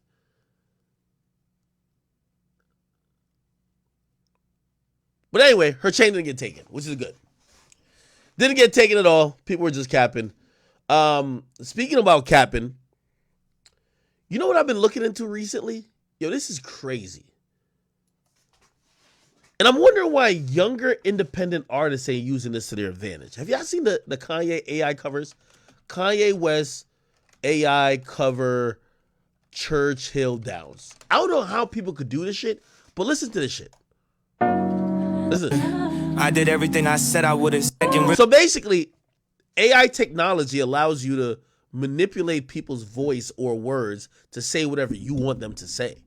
Right? I've been seeing it with meme pages like posting like, oh, like the Ice Spice voice, like endorsing somebody who she's really not. But I'm wondering how this is working in music. Before I play this whole thing, let me get this little thought off, right? If you ever read a music contract, they don't own your vocal tone or your voice. They kind of just own all works created by you in perpetuity, and usually under the stage names or pseudonyms of said stage names. But they don't own your voice, which this made me think of a very interesting loophole. So let me tell you what that means. And by the way, I could imagine now people are gonna start mass adding addendum to contracts and shit like that to kind of make sure this AI wave don't take over too crazy. By the way, there was going to be an AI rapper that first kind of jumped out, and then people said that it was some white dudes behind it, and the person was saying nigga. Anyway, this AI technology, one of my bigger viewpoints of it all is that all the people who claim they were ghostwriters, y'all better take advantage. If y'all claim I had bars, but y'all was too ugly, too fat to make it, y'all better write them bars and get an AI to say it in the voice of Kanye or Drake, and motherfucker make that shit a hit. And if you do said thing, shit, That could be how like the new reference tracks are created. Anyway, let me play this for a little bit. I don't think we should get flagged on YouTube. This is Kanye West with his, well, it's not Kanye West, it's AI technology putting Kanye West's voice rapping Jack Harlow's part on Churchill Downs. Listen. Really let it register. I did everything I said I would have said it first. I mean, the world's in denial, but they all know what I'm headed for. We about to feed these youngins to the metaverse. Yeah. Meanwhile, I'm over here just trying to pen a verse. Cause I'm done being extra with the extroverts. The label used to wonder how I'm supposed to stay an extrovert. Yeah. Probably never thought that I would get these legs to work. I work hard, but hard shit don't. How do they do this? Does anybody like, is anybody like really tapped in with like all the AI technology? Like, how do they do it? Like there's like, how do they create this? Like, what website do I go to where I could just get Drake or Kanye to say any fucking thing I want? Because that's kind of like crazy to me. Don't need no extra work. That's why I show up in a sweatshirt and let it. The world's mine, I just say fuck it, let it turn. The girl's mine, I just say fuck it, have it turn. The ghosts call me to the side like, can we have a word? I could have fronted by. Like, put it like this. If I'm an independent artist right now and I'm trying to give y'all some free game, nigga, my mixtapes will now be featured all the celebrities. Bro, you gotta be like, I'm waiting for somebody to blow up using this. If you're a good writer, bro, make a song, do your part, and then write a verse for Drake and have the AI do it. It's now you and Drake on a verse. Somebody said, is it legal? Well, that's the thing I'm trying to say. Because technically, is that Kanye saying those words? No. I'm wondering what level of control does Kanye or his label or Drake or his label have over these AI verses? Yes, it sounds like Kanye, but if I'm a lawyer and I'm representing someone who used Kanye's voice to create something, I'm going to say, well, according to the law, it's not about what you sounded like. It's about who voiced it.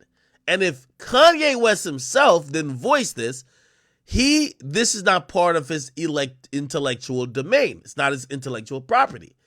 This is why I think it's going to get interesting. Because if I'm a writer and I could create a Drake verse or have Drake on a song in a sense of his voice rapping something on my song, but I never have to clear it or know Drake or pay the necessary fees to get it done, what's stopping me from doing this all the time? And then what's stopping me from getting people to buy into something that is real and me blowing up?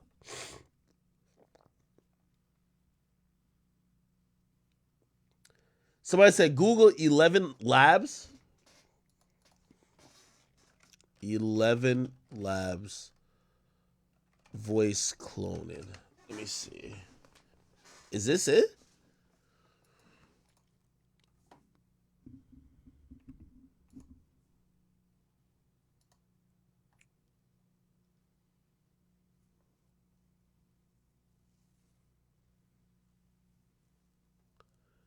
Somebody said search Uzi coding crazy.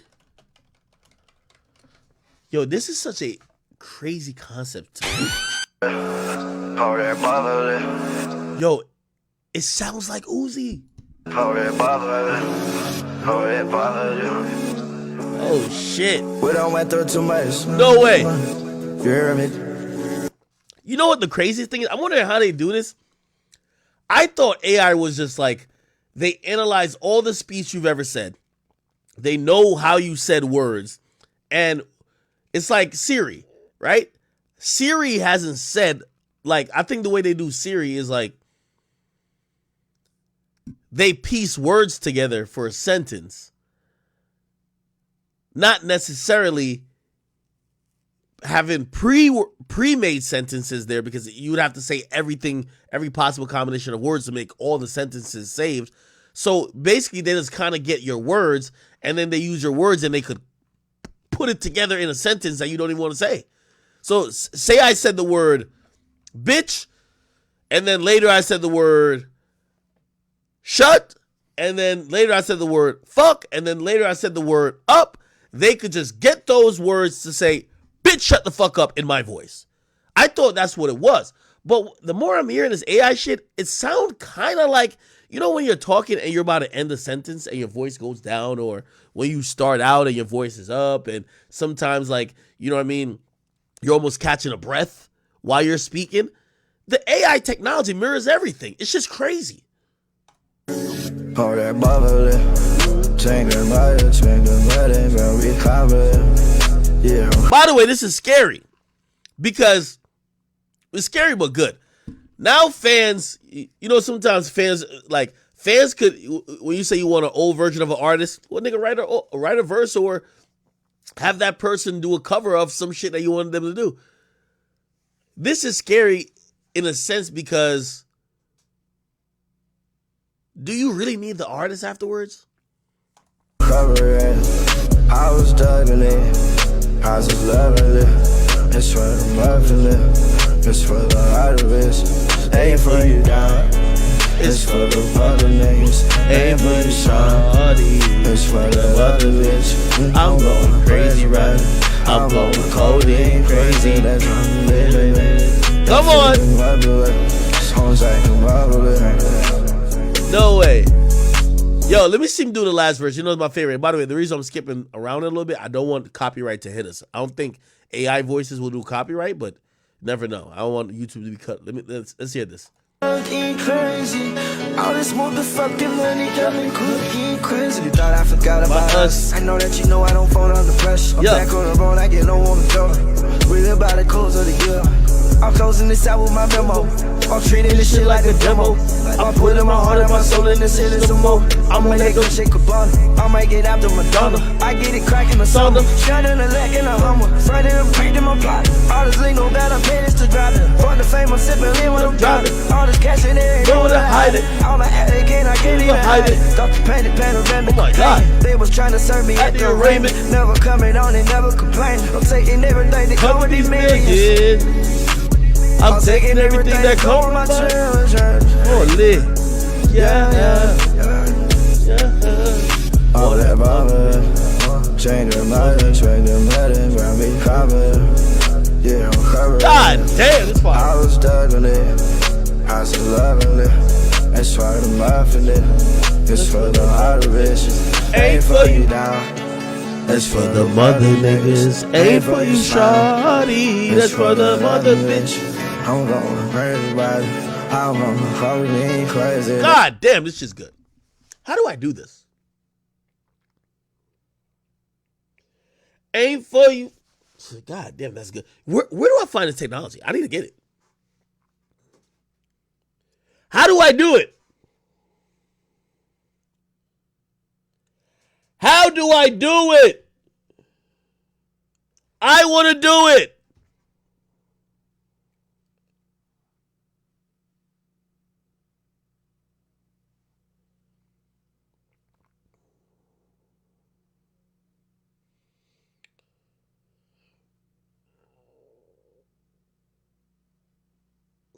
Now, I ain't gonna lie, the way I be saying codeine crazy, I always say this. I don't give a fuck about this dude, but now I feel like I've said this before. People always say I'm wrong. Vic Mensa did a cover.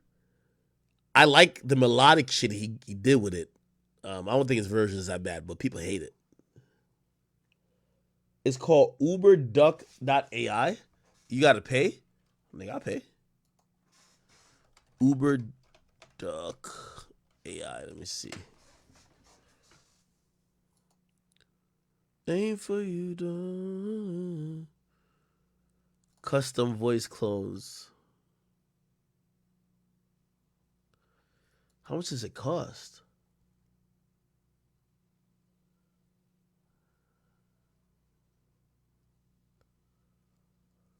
$4,000 voices.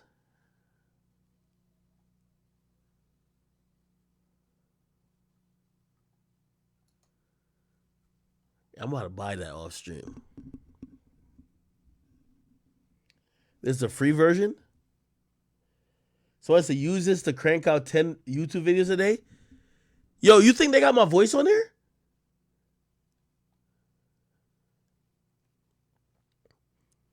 You know, when I first started YouTube, I used to write. Like, I used to write, like, scripts. So the first, like, I probably said the first couple hundred YouTube videos I did, I had scripts for them. And then I just freestyle everything now. But I loved writing because, like, it was more concise and I could get jokes in. Like, I was writing for funny. Like, now, like, I'm just trying to cleverly think something off the head. But, like, when you're writing a joke, it's easier, I think.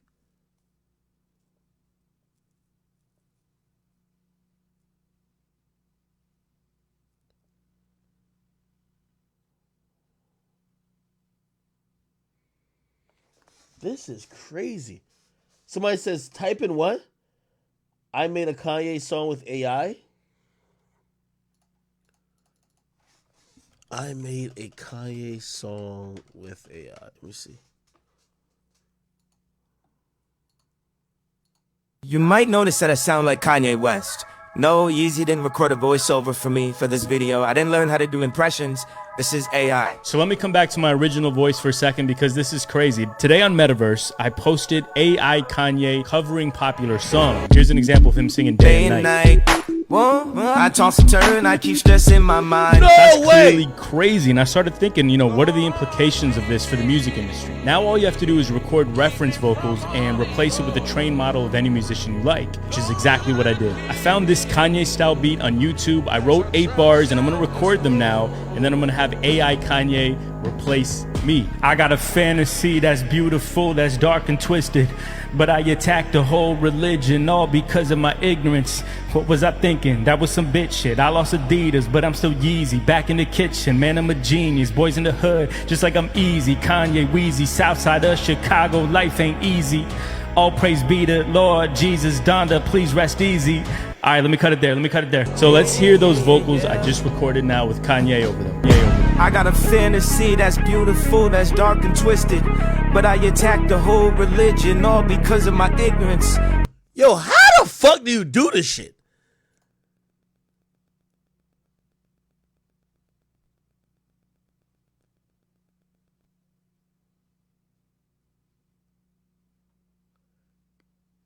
I want to do that. What was I thinking? That was some bitch shit. I lost Adidas, but I'm still Yeezy. Back in the kitchen, man, I'm a genius. Boys in the hood, just like I'm easy. Kanye, Wheezy, Southside of Chicago, life ain't easy. All praise be to Lord Jesus, Donda, please rest easy. Alright, let me cut it there. Yo, that new Yeezy track goes hard. Might win a Grammy for that one. I don't know. That's crazy, right? And keep in mind, this is the worst that AI will ever be. In just a few years, basically every popular musician will have multiple trained models of them. And also the UI, the front end of this, is all gonna get a lot simpler, which is kind of what we're building with Illuna, by the way. Go check that out, illuna.ai.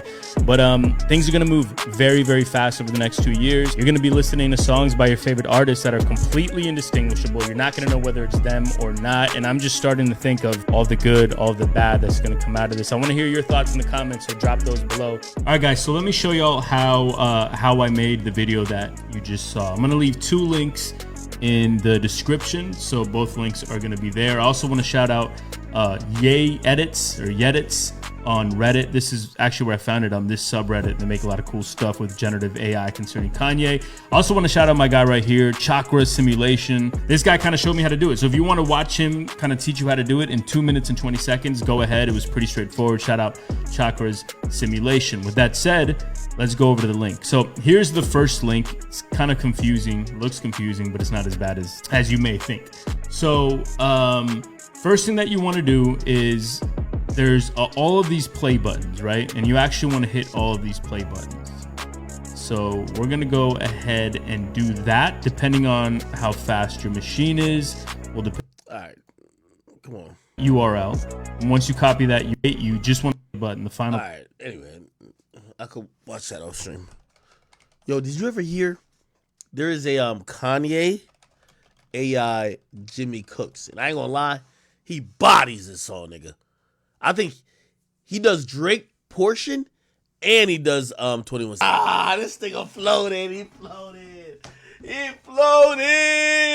He floated. Ah! Yo, the craziest thing, He does 21 Savage part better than 21. I kid you not. Listen. Love the way they Hey, hate ones. Hold on. Listen to when he gets to 21 part. Don't party for my Here we day go. one. Nah, this is too good. Yo, my boy Grant, so you got to check out Kanye West, AI, what is it? What is it? Jungle. That's crazy. Wait, is it this?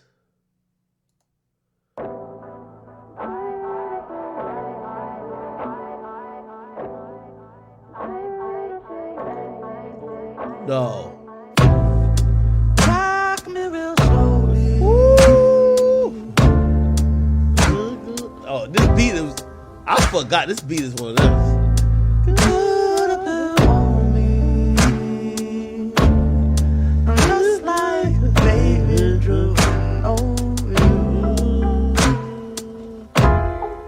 Is this it?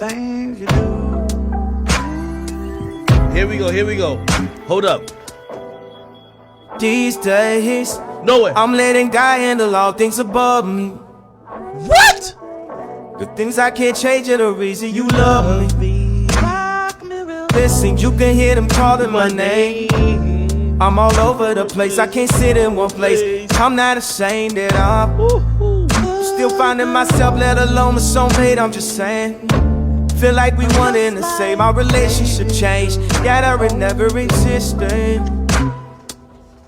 Whenever they Yo, I ain't gonna lie. If I'm Kanye West, I wouldn't even do music no more. I would just have a team just create this for me. Yo, Kanye, like, I ain't gonna lie. Kanye's done so much in music himself. If Kanye said, I'm not rapping no more, y'all do AI and create me hit songs, I'd be okay with it. Because Kanye's gold. Kanye's like golden. You feel me? say something about us, you listen. But fuck what they talking about on your timeline. That's cutting on into my time with you. My time with Fuck you. what they talking about on your timeline. Ooh. That's cutting on into my time with you. My time with you, mine. Rock me real slowly.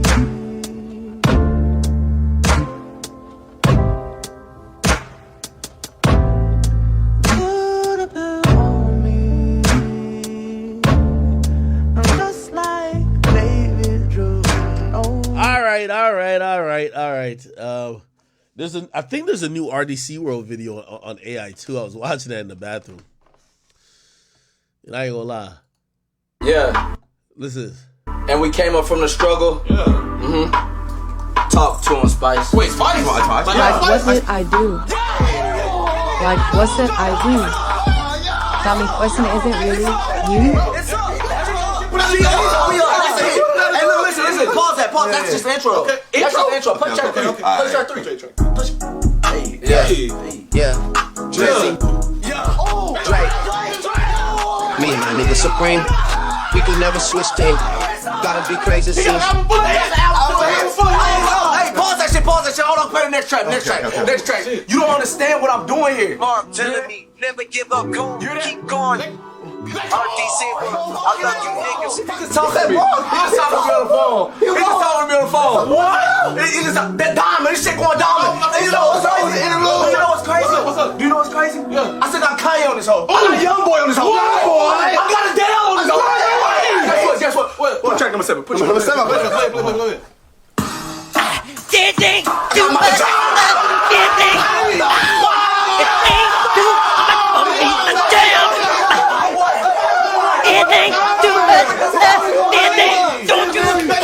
I ain't gonna lie. I know the ramifications of this already.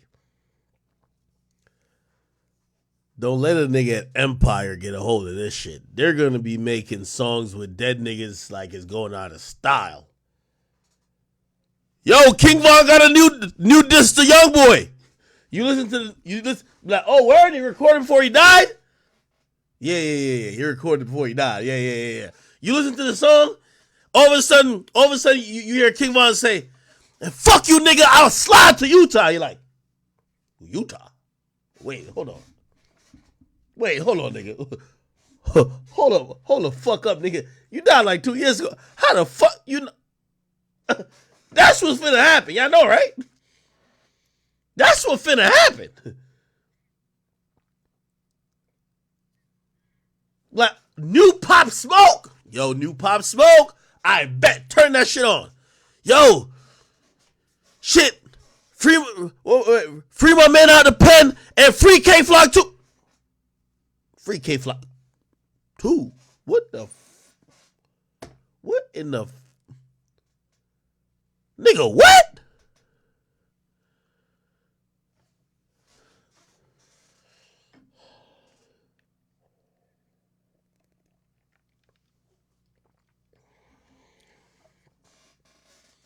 Yo, we got a new Young Dolph song.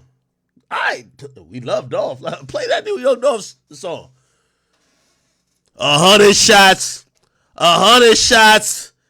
That's why I just shot up your mama shop. 7 niggas died and 5 got hit. What? What the fuck? Wait, how the fuck did hold the fuck up.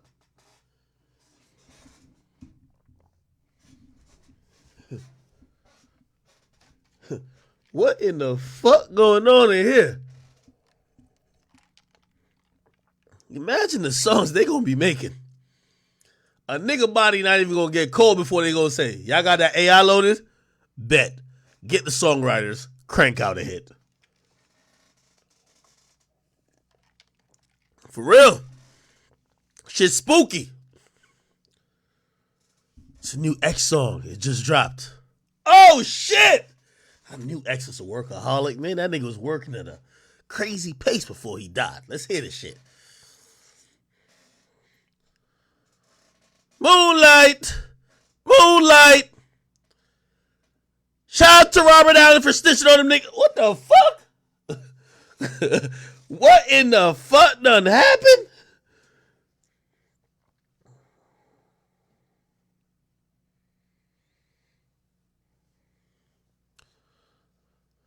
Moonlight. The nigga who shot me, his name is Michael Boatwright. Nigga, I don't know what the fuck might happen with this. Like, yo, this AI shit is crazy, dog. I ain't gonna hold you.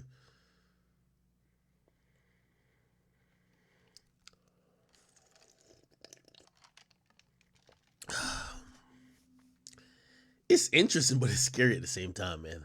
AI technology. How does it work? I want to like understand the fundamentals of how it works. Because here's the thing. If you watch all my streams and chop up word by word into a database of everything I've ever said, the thing about sentences, much less a song, it's not only just taking a word. You ever see when they do that to a president? Like they'll take a bunch of sentences or mini sentences or phrases a president said and put it in a song. It doesn't flow because the tone and the tonality and the inflection of the voice when saying something that might be a question is different than saying something definitive like, yo, that was the question. You get what I mean? So how could the AI, when you're singing now and you're like hitting octaves and you're also balancing it with the beat and like you're doing a lot with your voice. Your voice is really just an instrument. How could they have a saved recording of you giving that proper tonality, very clean, and match it with something else, but don't seem like it's pieced up unless there's a way that they could generate a profile and the profile is just sounding like your voice. Like it's just about how deep your voice could get, how when it asks questions, how it pronounces. Yeah, that's crazy to me.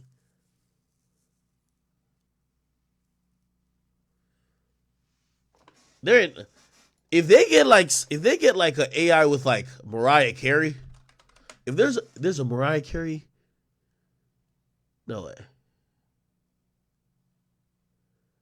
AI, I'm every woman. Special brew, the fire inside of you. Anytime you feel danger or fear. Nah, is that AI? AI Whitney Houston. We love Whitney. I heard some. Let's hear some Drake ones.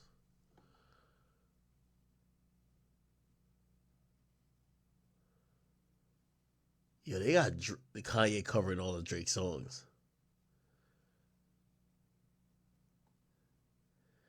I listened to this one. This was horrible though. About if we hit that. All of you like me. Hey, like an athlete. All you hoes. All of you hoes. Need to remember who you're talking to. It's all the gang CEO. I got a dick for you if I'm not working, girl. If you're busy, the fuck no. All right. Okay, people. We had enough fun. We got to figure out this technology, though. It's kind of scary, but it's very interesting as well. And it's one of those things you can tell is going to be more refined in the future. So how are we going to deal with it? What are the rights? Who owns that? Is it Kanye? But here's the thing. This is why it's going to be a legal fight. It's not illegal if someone sounds like Kanye. It's not illegal if someone sounds identical to Kanye. It's only illegal if it's Kanye's music. And now you're using that music to spread elsewhere. So imagine if I wrote and I demoed it and then I created the voice. And yes, it's a voice that mirrors Kanye's voice, but I was the writer. I did the demo in. It's matching my flow this and third. Does Kanye own that shit or do I? That's gonna be a huge debate. It's gonna be a huge conversation to have, and can't wait to see when eventually it is had. Yo, we gotta talk about this, man. I even posted on my page because, like, yo, to keep it real, man, I was trying to stay fuckery free this week. Yo, did Kevin Gates really get hit by a tranny, bro? Like, bro, we really gotta get to the shit, man. There's a transgender individual that claims transgendered Kevin Gates. That claimed that Kevin Gates was sucking him off or some shit, bro. Like it should be sounding so spooky these days, bro. Like, I don't even know how to say this shit right, gang. Like it's just kind of crazy, bro. Let me see. Is it here? Good morning, everyone. Welcome back to Elena Devonta. All right, hold on. Shit, man. We gonna figure this shit out, man. Yo. Oh, shout out to my boy. Where's the tranny, man? All right, they said Vlad got it. Tell me y'all got time. Good morning, everyone.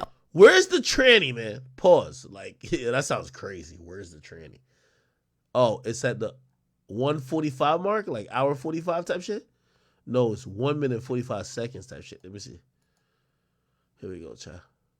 Oh, I've been more wholesome in the sense that, like, I don't just... Bumble clot, dog. Yo. I'm gonna just keep it a bean with y'all. Just look like a nigga, bro. Like, no disrespect. You know me. I'm very inclusive of every community type shit. This look like a blood clot nigga, dog. Nigga. This look like a nigga. Yeah, dog.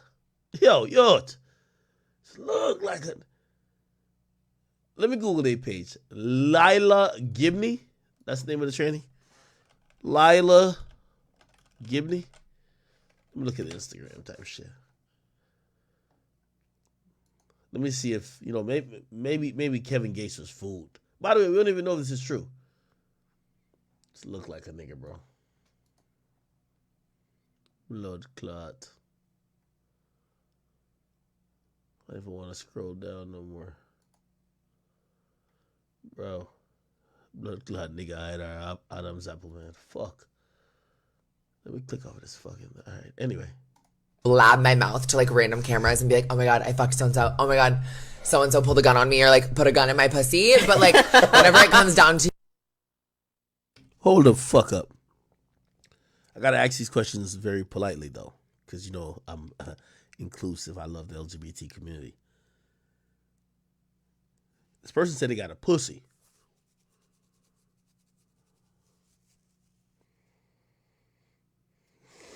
Let me just keep playing. To you, like, the beans You are have being to tell me spilled. everything. I went on a date with Kevin Gates. Okay. That, you know Okay. who that is, right? Like 2 phones, one for the plug and one for the That's pussy. Kevin Gates, yes. I was wondering. Yeah. And that was everything. Honestly, it was a really good experience. And like, he's just one of those people, like people in the industry, like, they're so fucked up from like literally like the life that they have had that like, okay, so I DM'd him, you know, I like go on my little sprees of, Okay. I'll like, what I do is I'll go and like drink. and I'll see who he's following and just DM every single hot guy I see with the blue check mark, and hoping that just pays my bills one day. Cause shit, this pussy and my penthouse are not gonna pay itself. And so I DM'd him, and he was like, "Yo, like I think he was like in Atlanta." I was like, "I'm not like." So he came and he was like, "Let's go to dinner," and I was like, "Okay, just like text me where." Like kept it really cool. Made a reservation at Mastro's, but like could have sent me a car service, but like I'm an independent woman, so like I'll call my own fucking Suburban. It's fine. Went to Mastro's and I was like, am I gonna get like shot or like gutted like a fish? Like I was like scared because you know like the experiences that I've had, and the people in LA are so beyond. Like it's crazy because people in like Iowa and like small towns like think everything's so wholesome and like celebrities just like stay home. No, they're like out at restaurants every single fucking night, Monday through Sunday, not taking care of their kids and looking for a gangbang and like always looking for somebody to like write off or like cut off or like kill. I don't know. And so I was like, oh God, like what am I getting myself into? And he sat down, he had like 4 phones. He was saying like El Chapo was watching me, and I was like, okay. Like cool. He had a El Chapo was a gang or was No, El Chapo ran the cartel. Is it a I'm like, what is El Chapo? Okay, baby. Just smile and nod. Okay. It's a good thing you don't know who El Chapo is. She's so cute. You were so funny. And it was just one of those situations where I almost felt like I was like at like lunch with my, or like in trouble with my principal. Like I felt like he was literally looking so deep into like my soul and my like 9 different holes that like I didn't even know what I was getting into. I tried caviar for the first time. That was cute. It was hot. And then I was telling him earlier, like it's crazy that like I have experiences with people or I hook up with people and then my brain just like I think teaches myself to like forget, or I have dementia. I don't know. I went to Bumba Rasclata. I went to. You're like one of the two. One of the two for sure. I just don't know which. And we were in his car. He was playing me his new album. He was on Instagram Live, and in my brain, I'm like, dude, he shows me on live, and I'm like, ugh, I just know one of like the fans from Iowa, like where I'm from. That like, is a dude. Yeah, like that's a fucking male. I don't know if you knew this. And I was like, wait a sec, if he reads that comment right now, he's gonna flip his car. Like I'm scared. He was taking me to his house, like in the hills. I was like, I'm never gonna be able to call an Uber. Like, I'm dying here. Yeah, because in the hills there's never service for anything. Oh my God. And it wasn't like the hills. It was like insane. Like it was just far. I don't even fucking know. I blacked it out. Okay. And there was no full disclosure here, so we're just yes, exactly. We're going into this situation as and he didn't really ask like, do you want to come home with me? He was kind of just like, get in my car. And they just I mean that's how they always are. No, you don't ask, you go. Yeah, you just go. You just follow the rules. And I've always been bad with following instructions, reading rules, the whole nine. And so we get there. I meet his sister, which like pause. Talking about the whole 9. Pause that, man. The whole 9.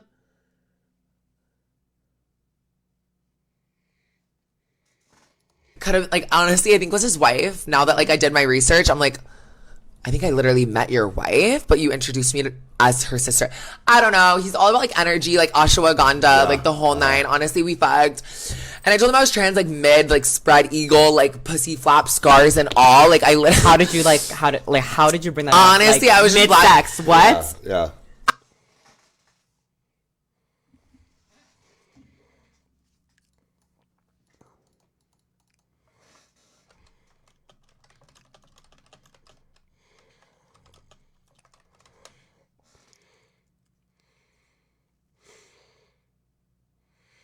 Chat. Before we get any further, man, this shit's disturbed my spirit right now. Let me just. The Book of Psalms. Psalm 23. A Psalm of David. The Lord is my shepherd, I shall not want. He maketh me to lie down in green pastures. He leadeth me beside the still waters. He restoreth my soul. He leadeth me in the paths of righteousness for his name's sake. Yea, though I walk through the valley of the shadow of death, I will fear no evil. For thou art with me. Thy rod and thy staff, they comfort me. Thou preparest a table before me in the presence of mine enemies. Thou anointest my... Keep me near the cross, God. Keep me near the cross. Keep me near the cross. What's going on out here, man? Man, what's going on out here? Like, what am I hearing right now? get in my car. And then you just that's how they always are. They don't ask, you go. Yeah, you just go. You just follow the rules. You're And there. I've always been bad with following instructions, reading rules, the whole nine. And so we get there. I meet his sister, which like could have like honestly I think was his wife. Now that like I did my research, I'm like, I think I literally met your wife, but you introduced me as her sister. I don't know. He's all about like energy, like ashwagandha, like the whole nine. Honestly, we fucked. And I told him I was trans, like mid, like spread eagle, like pussy flap scars and all. Like how did you bring that up? Honestly, Like, I was just mid-sex. What? Yeah. I mean, I've been in that situation a few times where it's just like, oh God, like, She felt oh the, no, the like energy was the energy was She's like on. ready to go. She's like, I'm trans. She's like coming. I'm like, I'm squirting. He's like, I'm like, I'm squirting. He's like, no, you're not.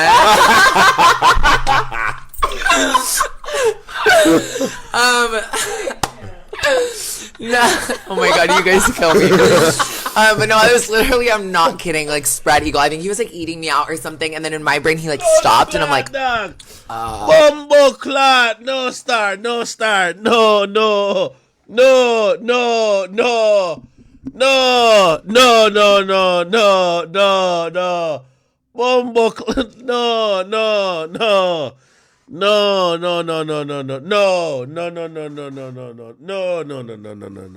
blood clot. Fuck.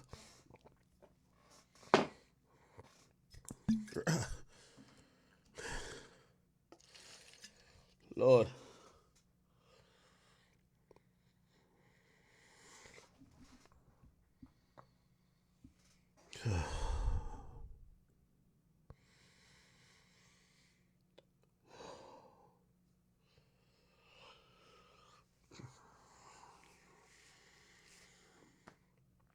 Wow.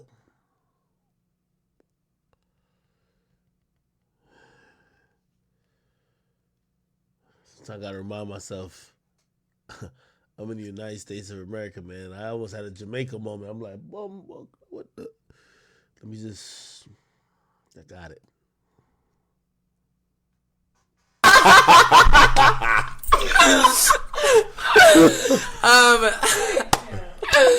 No. Oh my God, you guys kill me. But no, I was literally, I'm not kidding, like spread eagle. I think he was like eating me out or something, and then in my brain he like stopped, and I'm like, oh, he knows my clit looks different. Like fuck. Like I was like fuck. What's happening? He was like, yeah, no, he's not out of breath that quick. Let me get this man an oxygen tank.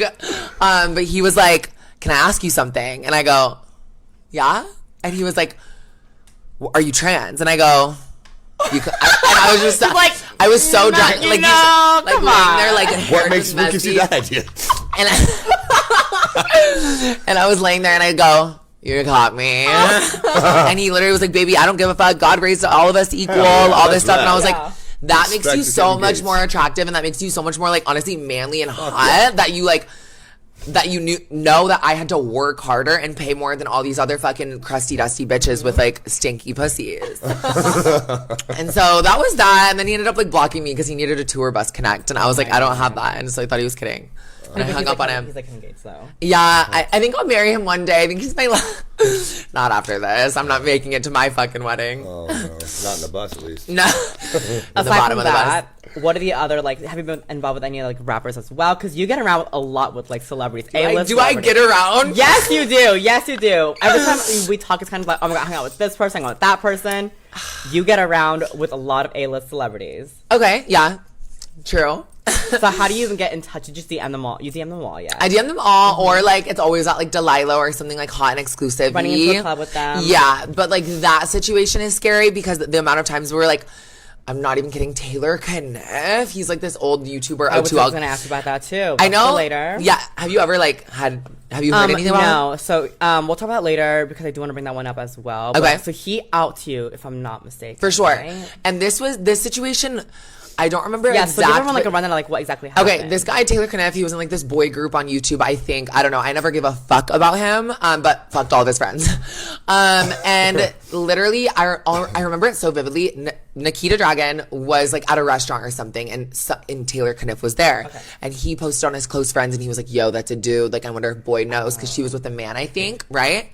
And not even like a week later, I was at the club. I looked amazing, duh, and I was talking to like this like 6'9" mixed guy, minding my own business as one does. Not kissing him, not making out with him. I understand certain people's views, like, oh, you shouldn't have sex with someone before telling them. You shouldn't kiss them. You should tell them right away. First of all, I did the whole, like, introducing, hi, I'm Lila, I'm trans, with a fucking shitty wig on. Like, I did that. And so I feel like once you meet, like, a certain point of your checklist, you don't want to do all that. Like, it's not necessary. You just want to be, like, Lila, Elena. Yeah, exactly. And so I was just living my life.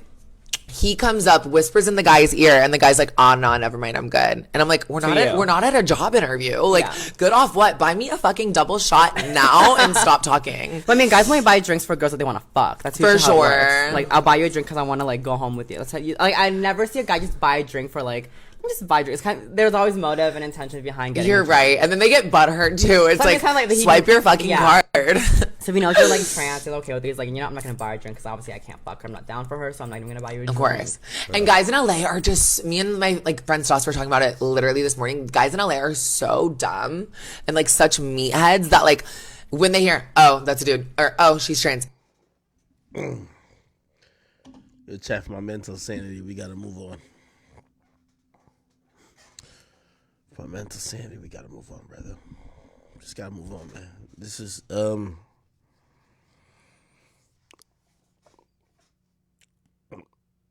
next time I sit with Kevin Gates, I'll ask him. Well, I'll probably ask him about it in private. If he's down to address it publicly, I am. All right, man. Next topic, bro. Yo, whoever told me that topic, fuck you, nigga. I got nothing to say, gang.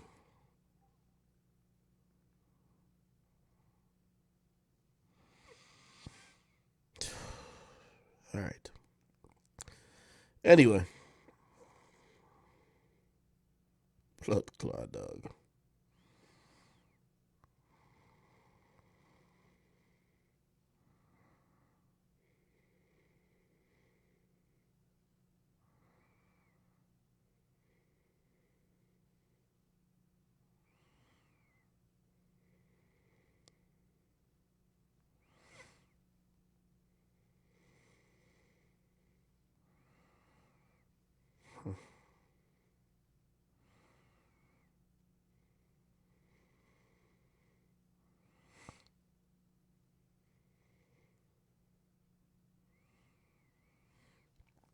That thing fucked me up, Chad.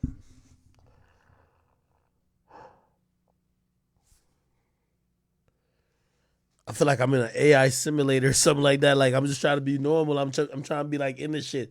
Just give me a second, chat. This shit fucked me up type shit. You feel me? Like, yo, I be trying to tell y'all, like, I don't know if y'all know, y'all was born in Spanish Town, Jamaica, man.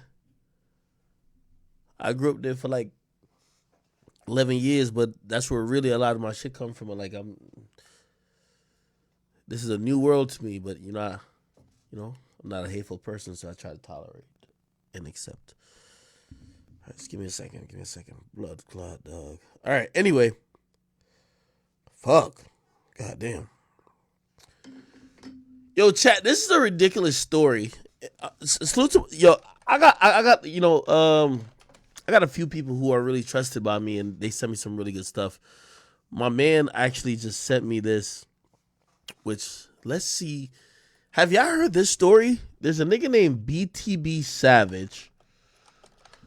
We're going to watch a video on him. Here's the story. We're going to try to skip through it a little bit. But he did a Vlad interview. Apparently this guy's the guy from Detroit or something like that. Somebody tried to rob him and his girl. He ended up, or somehow the guy got killed. And I'm going to try to get to the quick shit about it. But here we go. Well, one day, it was late. I was like, shit, they was going to pay for the fee. Chat, I know I kind of sprung this on you randomly. There's some more support and stuff I'm going to add to make this make sense. So this guy, his name is BTB Savage. There was a whole viral story on him, but you might have not seen it. If you haven't seen it, essentially he's a rapper. Apparently some guy hit him up saying, yo, let's do like a song. Let's do a feature. he was trying to like kind of like delay it, like, yo, we could do it tomorrow or whenever when we're at the studio. The guy was just like, no, I could bring everything now and I'll pay you now to do the feature. Let's do it right now. So he says, all right, okay, cool, come to my crib. The guy comes to the crib with a guy. They get in there. They're trying to set up. But then, you know, the dudes who are trying to set up said, oh, we forgot something in the car.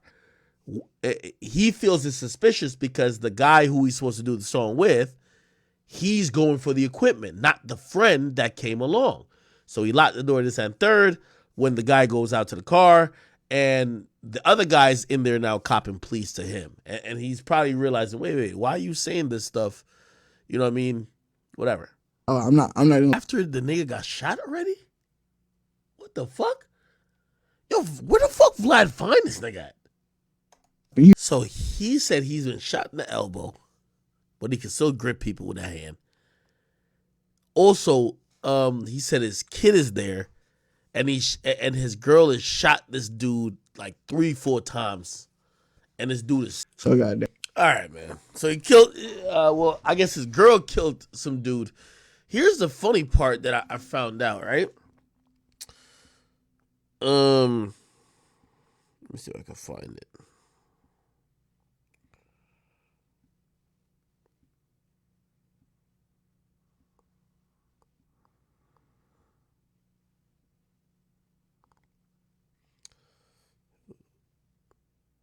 What the fuck?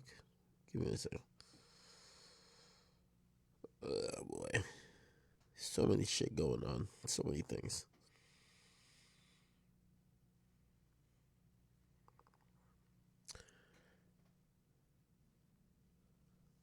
Where could I find this thing? Anyway, he posted something, and people think this was what led to him being killed. BTB7. Let me see. Apparently,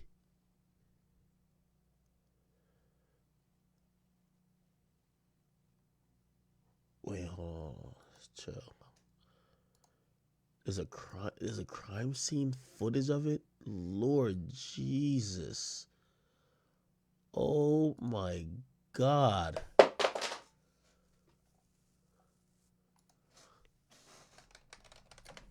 So apparently that dude we just watched tell this whole thing.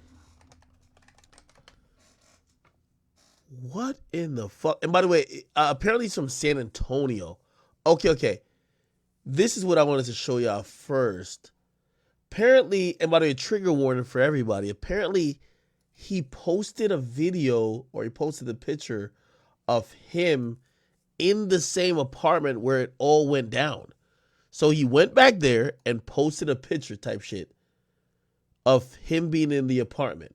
And this is where it all went down. You see all that blood and stuff like that? Jesus Christ. So he posted this picture. And this picture right here, you could clearly see mad gunshot. It kind of matches up with the story.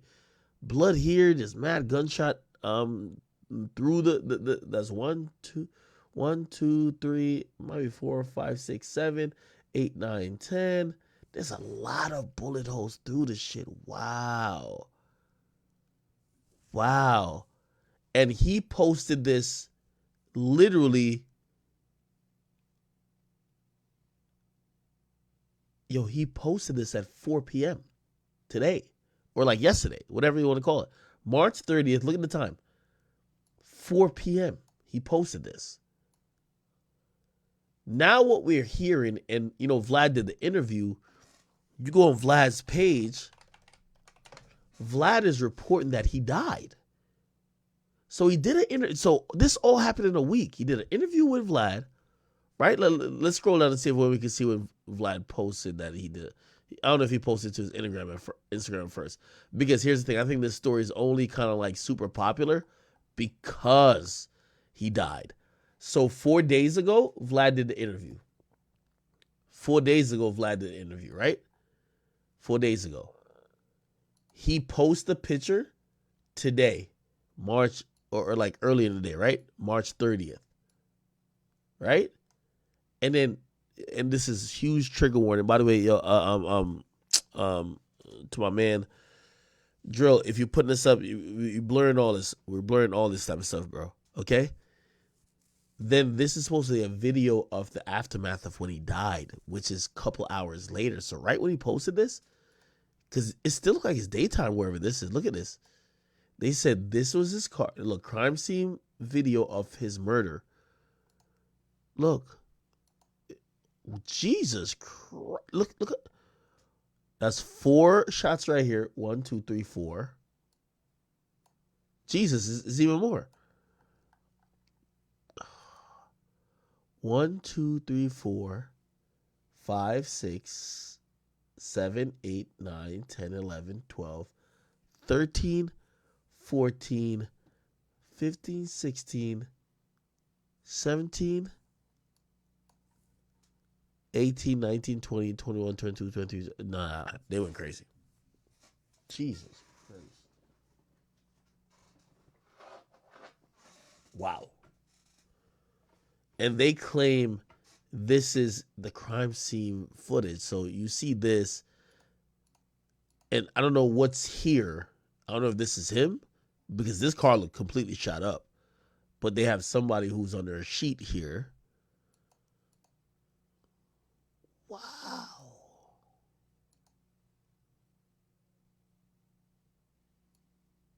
Down. Man. Wow. I'm pretty sure this is more to the story than he's telling. You could tell he clearly is not trying to be a snitch.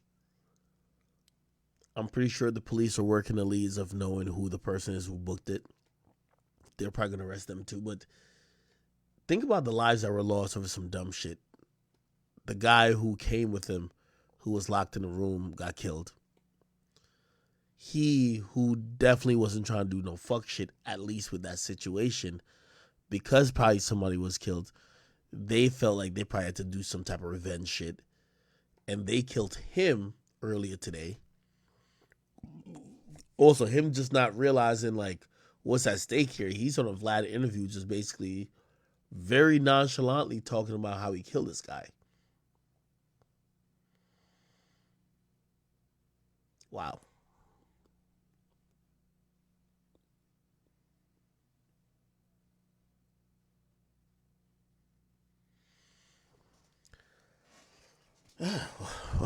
Anyway,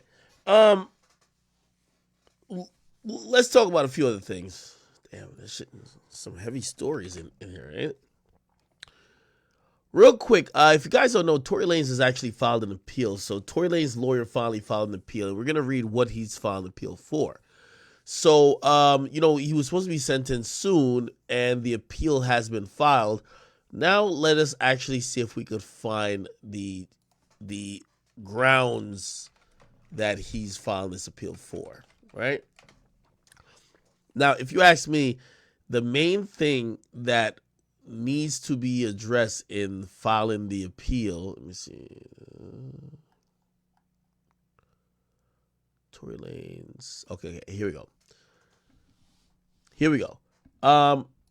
He wants the conviction thrown out. He wants a new trial, and he basically said that there were prejudicial things shown to the jury. For example, prosecutors submitted a shirtless photo of him with a gun on his chest, which he does have a AK-47 tatted there, right?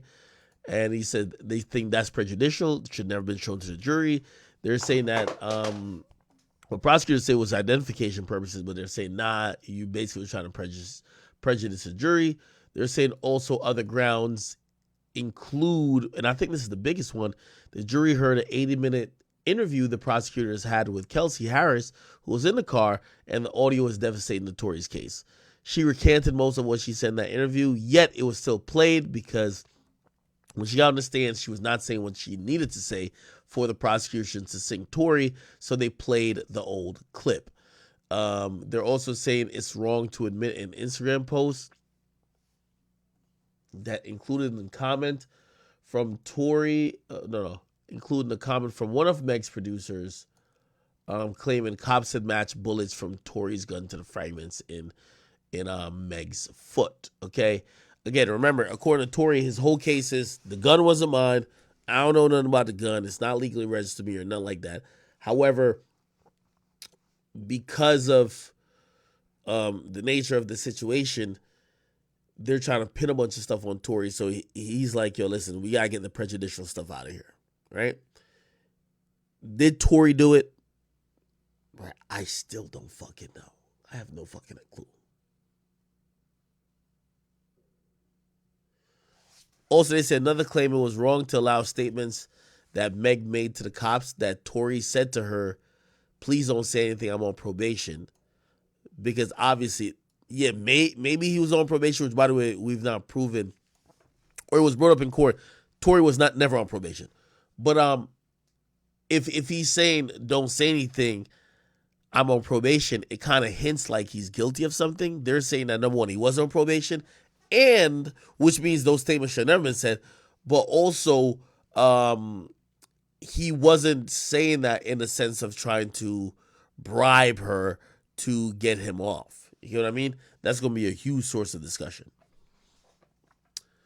Let me get back to my Instagram page.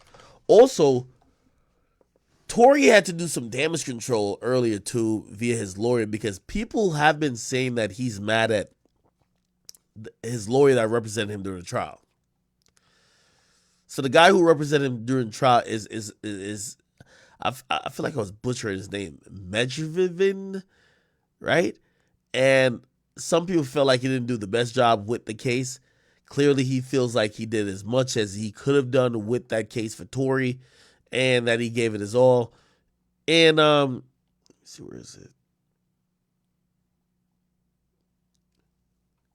And you're gonna be able to see what his lawyers was trying to say just to like defend him. Where is it? Where is it?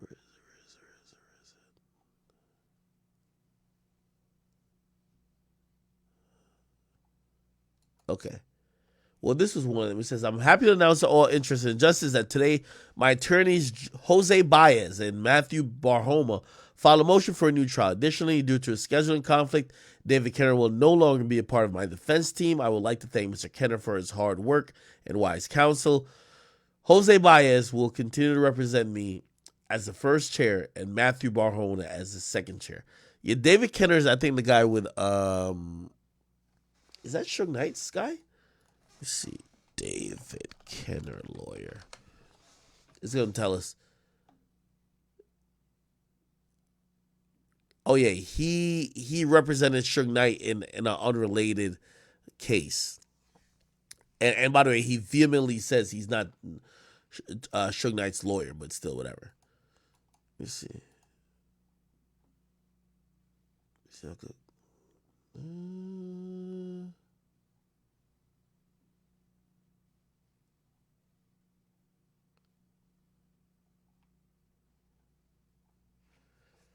Shit, I don't know. All right. Yeah, no. I wanted to because people were trying to say he was blaming his old lawyer, and he kind of came out with his new. Where is it?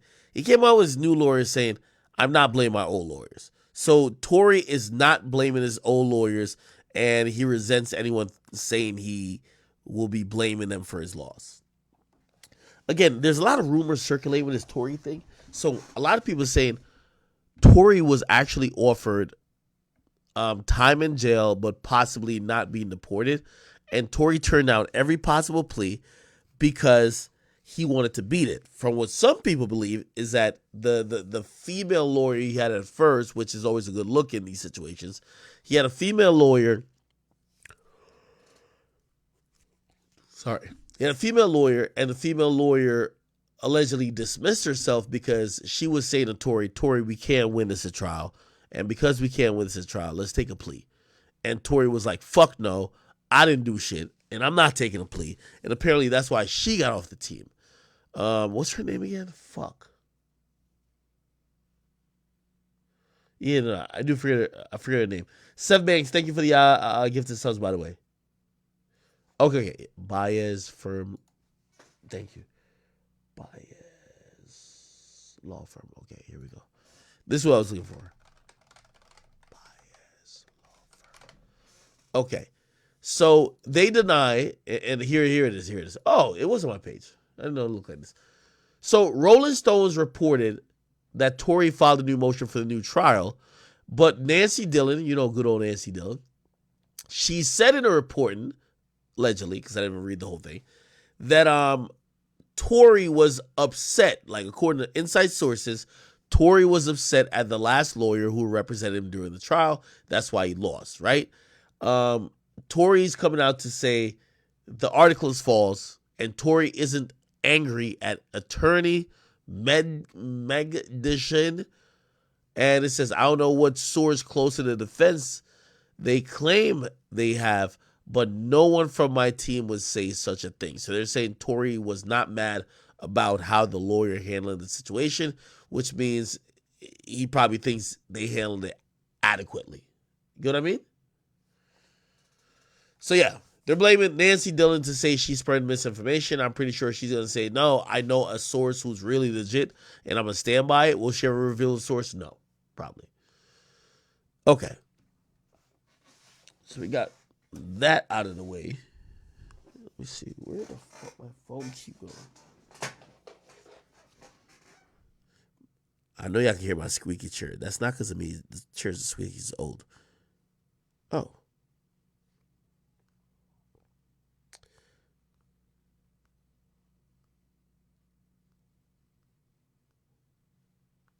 Is that Ray that just sent me some shit?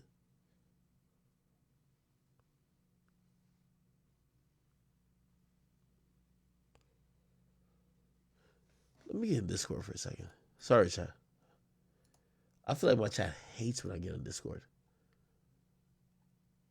Someone sent me some shit, that's why. Well, Ray at first. Here we go.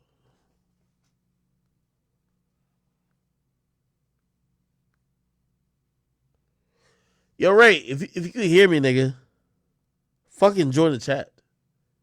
Or join the Discord. All right. Anyway, while we wait, and by the way, the Ray I'm talking to is the Ray that's, Tory mentioned him in the song. He was like, yo, tell Ray go get the condoms or whatever the case is. He said on one of them songs. But anyway.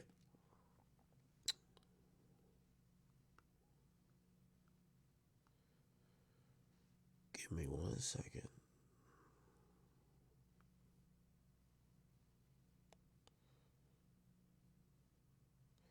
It was crazy that nigga really just died.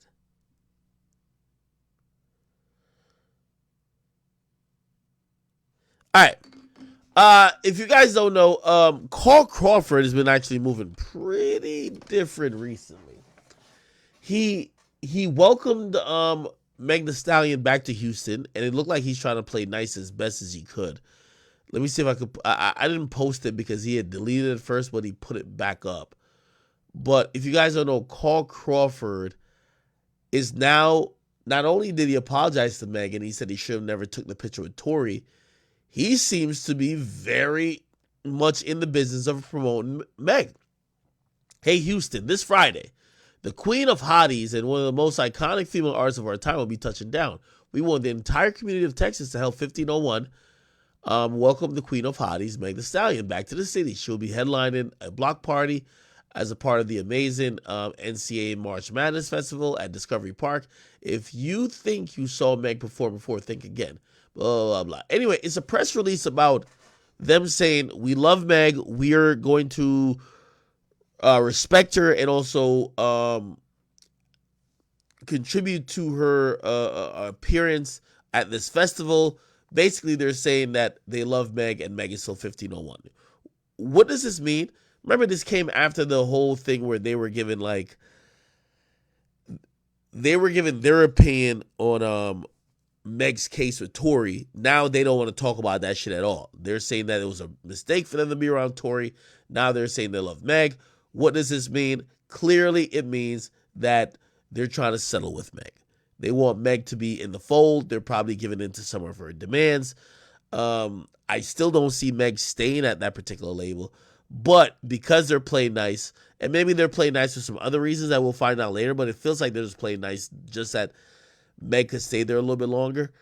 It's been going back and forth in court. How long should his contract last? Again, if you guys don't understand how music contract works, you might get signed for 4 projects or 5 projects, but then they'll say you're required to give us a project a year, one every year or one every year and a half. Based on that timeline, they get to stretch out the extent of the contract. You know why? Because if you submitted 4 or 5 albums in the first year, they're going to say, well, that doesn't count, that doesn't count. So it puts in a very interesting situation where I do believe that 1501 is probably going to be in a settlement with Meg, and they probably realize that Meg is still their big dog on the roster. They kind of got to cave to a few things, and hopefully her heart is open to forgive people, which I think it will be a little bit, even though I think she about to go off on a bunch of people because they didn't believe her with the Tory thing at first. I think she about to go off on me. With all those things being said, I think they're trying to keep Meg, but I don't think Meg's staying at all. At all. Somebody says, BTB Savage just died. I know. I heard about it. Like, that shit's fucking sad. Really sad, actually. We were just reading the thing about him. By the way, these things happen in a matter of hours. So it was a matter of hours that he posted up a picture of him in front of the door with all the bullet holes in that apartment. He probably took it days ago or weeks ago. But right after he posted that shit, within like 5 hours, like, he was dead, which is ridiculous. All right. Somebody says Meg raps better than Tory. In your dreams. That's a lie. Come on now. Meg does not rap better than Tory.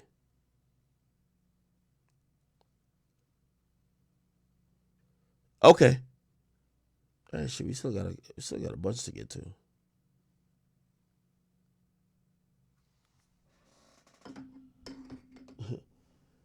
Somebody said you should have been moving like the president. It's easy to say you should have been moving like the president. Bro, he probably was shocked that somebody was in his house trying to set him up. He probably was shocked that he got out of it. He was probably shocked that he didn't get charged. And then he probably thought, yo, I moved. Except, I think what him posting online did is taunt people. Like, you're taunting them. So, yeah, you probably moved across town. They're like, all right, we don't give a fuck. We're not going to catch him. But then you taunt them. They're like, no, we're going to get that fuck nigga. Peep, what Insta?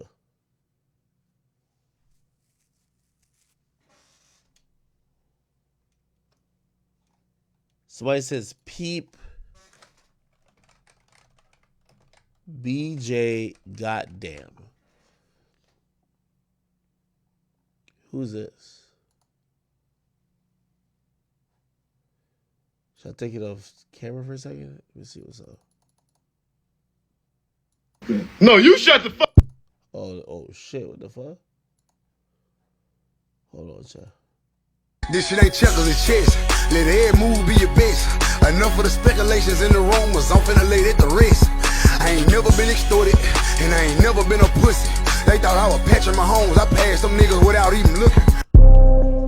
And then I'm like, bro, shut the fuck up. No, you shut the fuck up.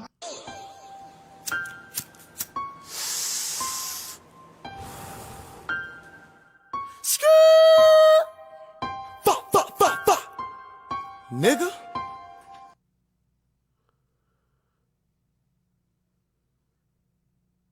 Killer's dead check. I know somebody next. All they gotta do is this. Ain't shit to get them hit. Still.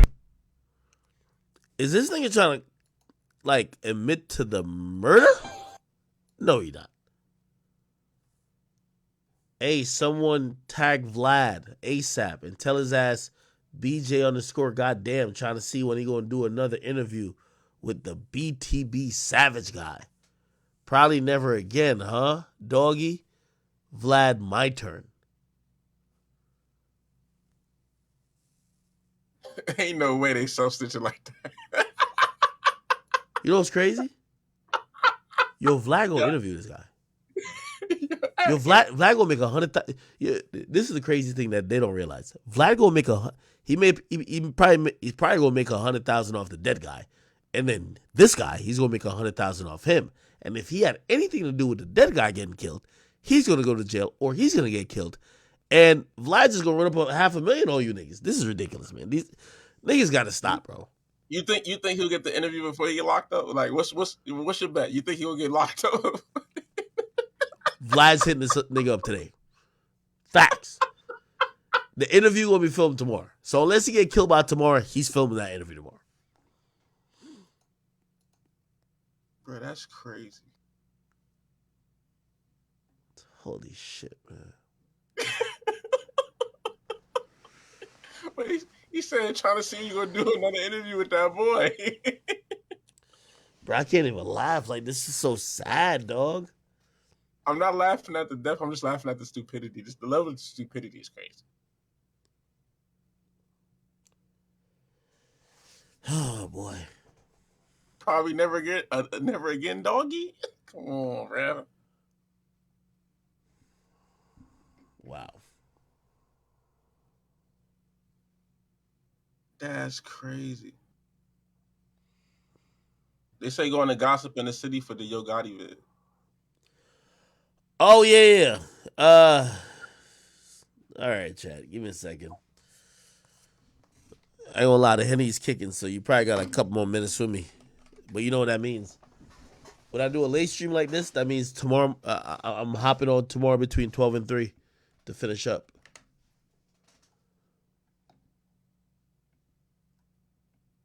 Let's go to Gossip in the City. Gossip of this. I think it's Gossip of the City.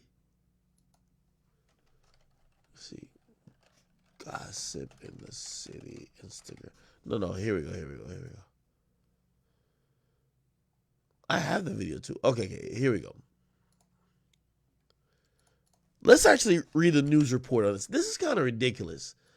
And by the way, unfortunately, this gives like black people establishment such a bad name. Privé Yo Gotti, okay? It gives black people establishment such a bad name. Listen to this. Landmark police racing to the parking lot of Privé restaurant shortly after closing time. Good Thursday morning, 4:30 is your time. Welcome into Daybreak. I'm Zanetta Lowe. My colleague Jarita Patterson is live at Privé this morning. And Jarita, restaurant closely associated with rapper Yo Gotti. Very active scene around you.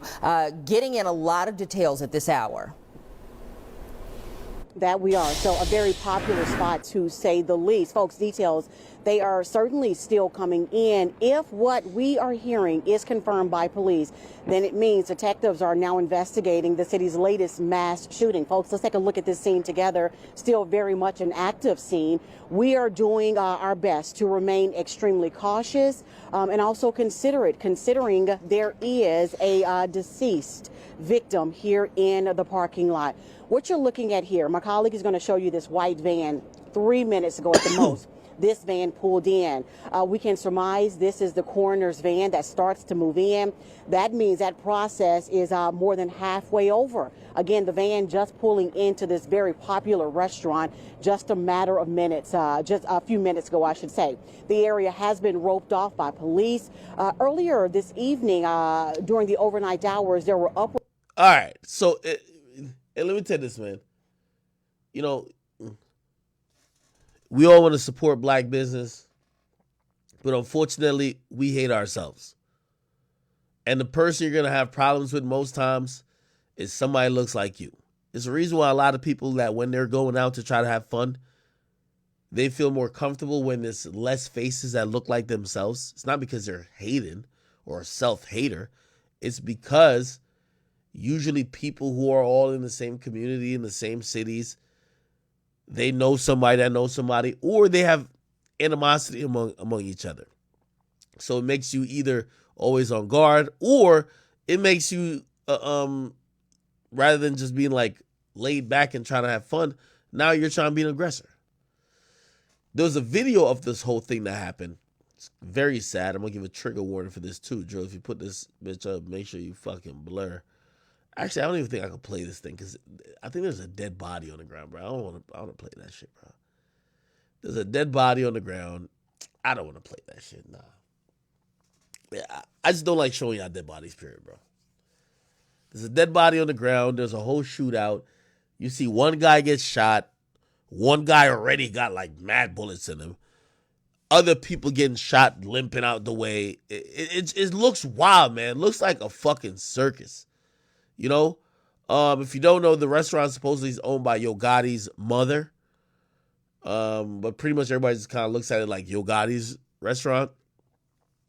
Have no idea if it has anything to do with Yo Gotti or other situations other than what the public knows.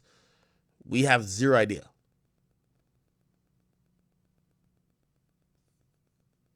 So I said, run the video. It's kind of graphic, man. I ain't trying to like.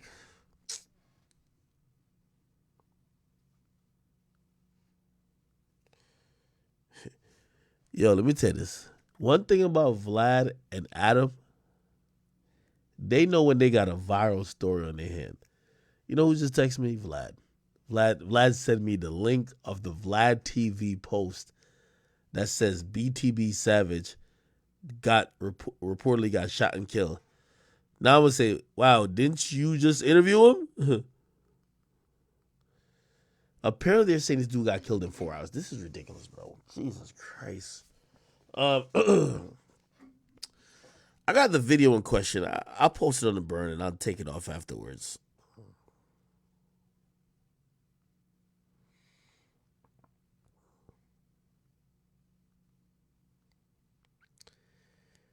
This video is very sad and it's sickening. And it's really disgusting. Like,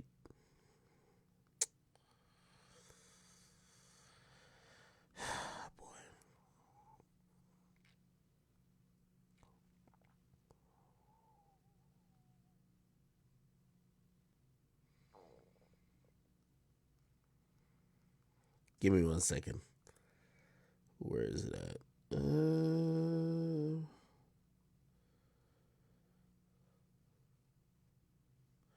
All right, I'm gonna post it on here, but I'm gonna delete it afterwards. This is only for streaming purposes.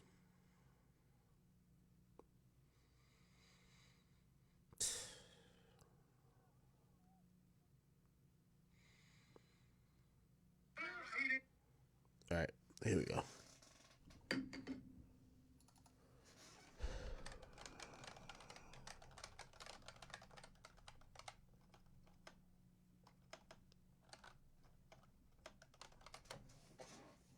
Okay, it's almost there.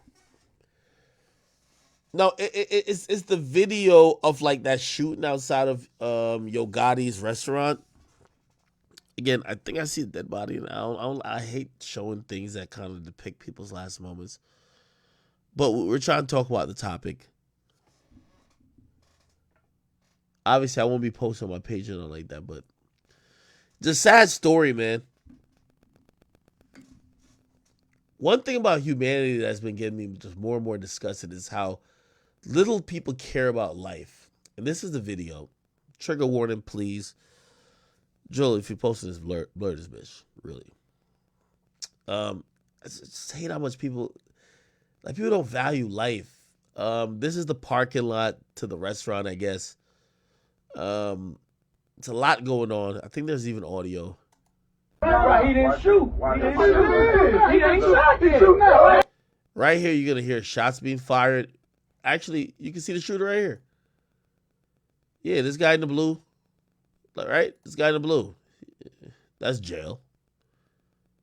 And he shoots this guy here. You can see where he's shooting. This guy's gonna collapse. This video is fucking sad, bro. Like, yo, I ain't gonna lie. It's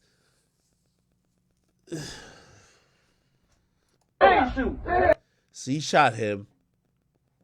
Nobody said they ain't shoot. He was like over the truck. Well, behind the truck right there. Yeah. Then there's some other people that go behind the vehicle over here. On the phone, laughing. Right, he didn't shoot. Yeah, this guy right here was waiting to shoot. He ain't shot yet. Wow. He ain't shoot. All right.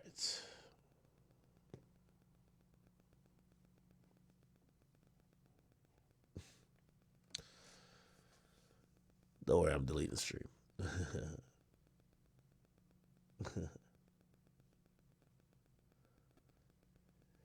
Yo, y'all are so fake. Y'all literally was like, yo, play it. I played it. They be like, yo, TOS. I'm like, oh my God. Oh my God.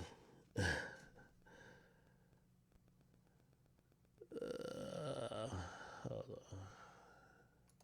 Yeah, the same ones who tell me to play. Yo, y'all niggas is the worst. I told you, I don't want to play. No, play it. Oh, shit. Oh, no. Oh, man. Chad, I'll see y'all tomorrow.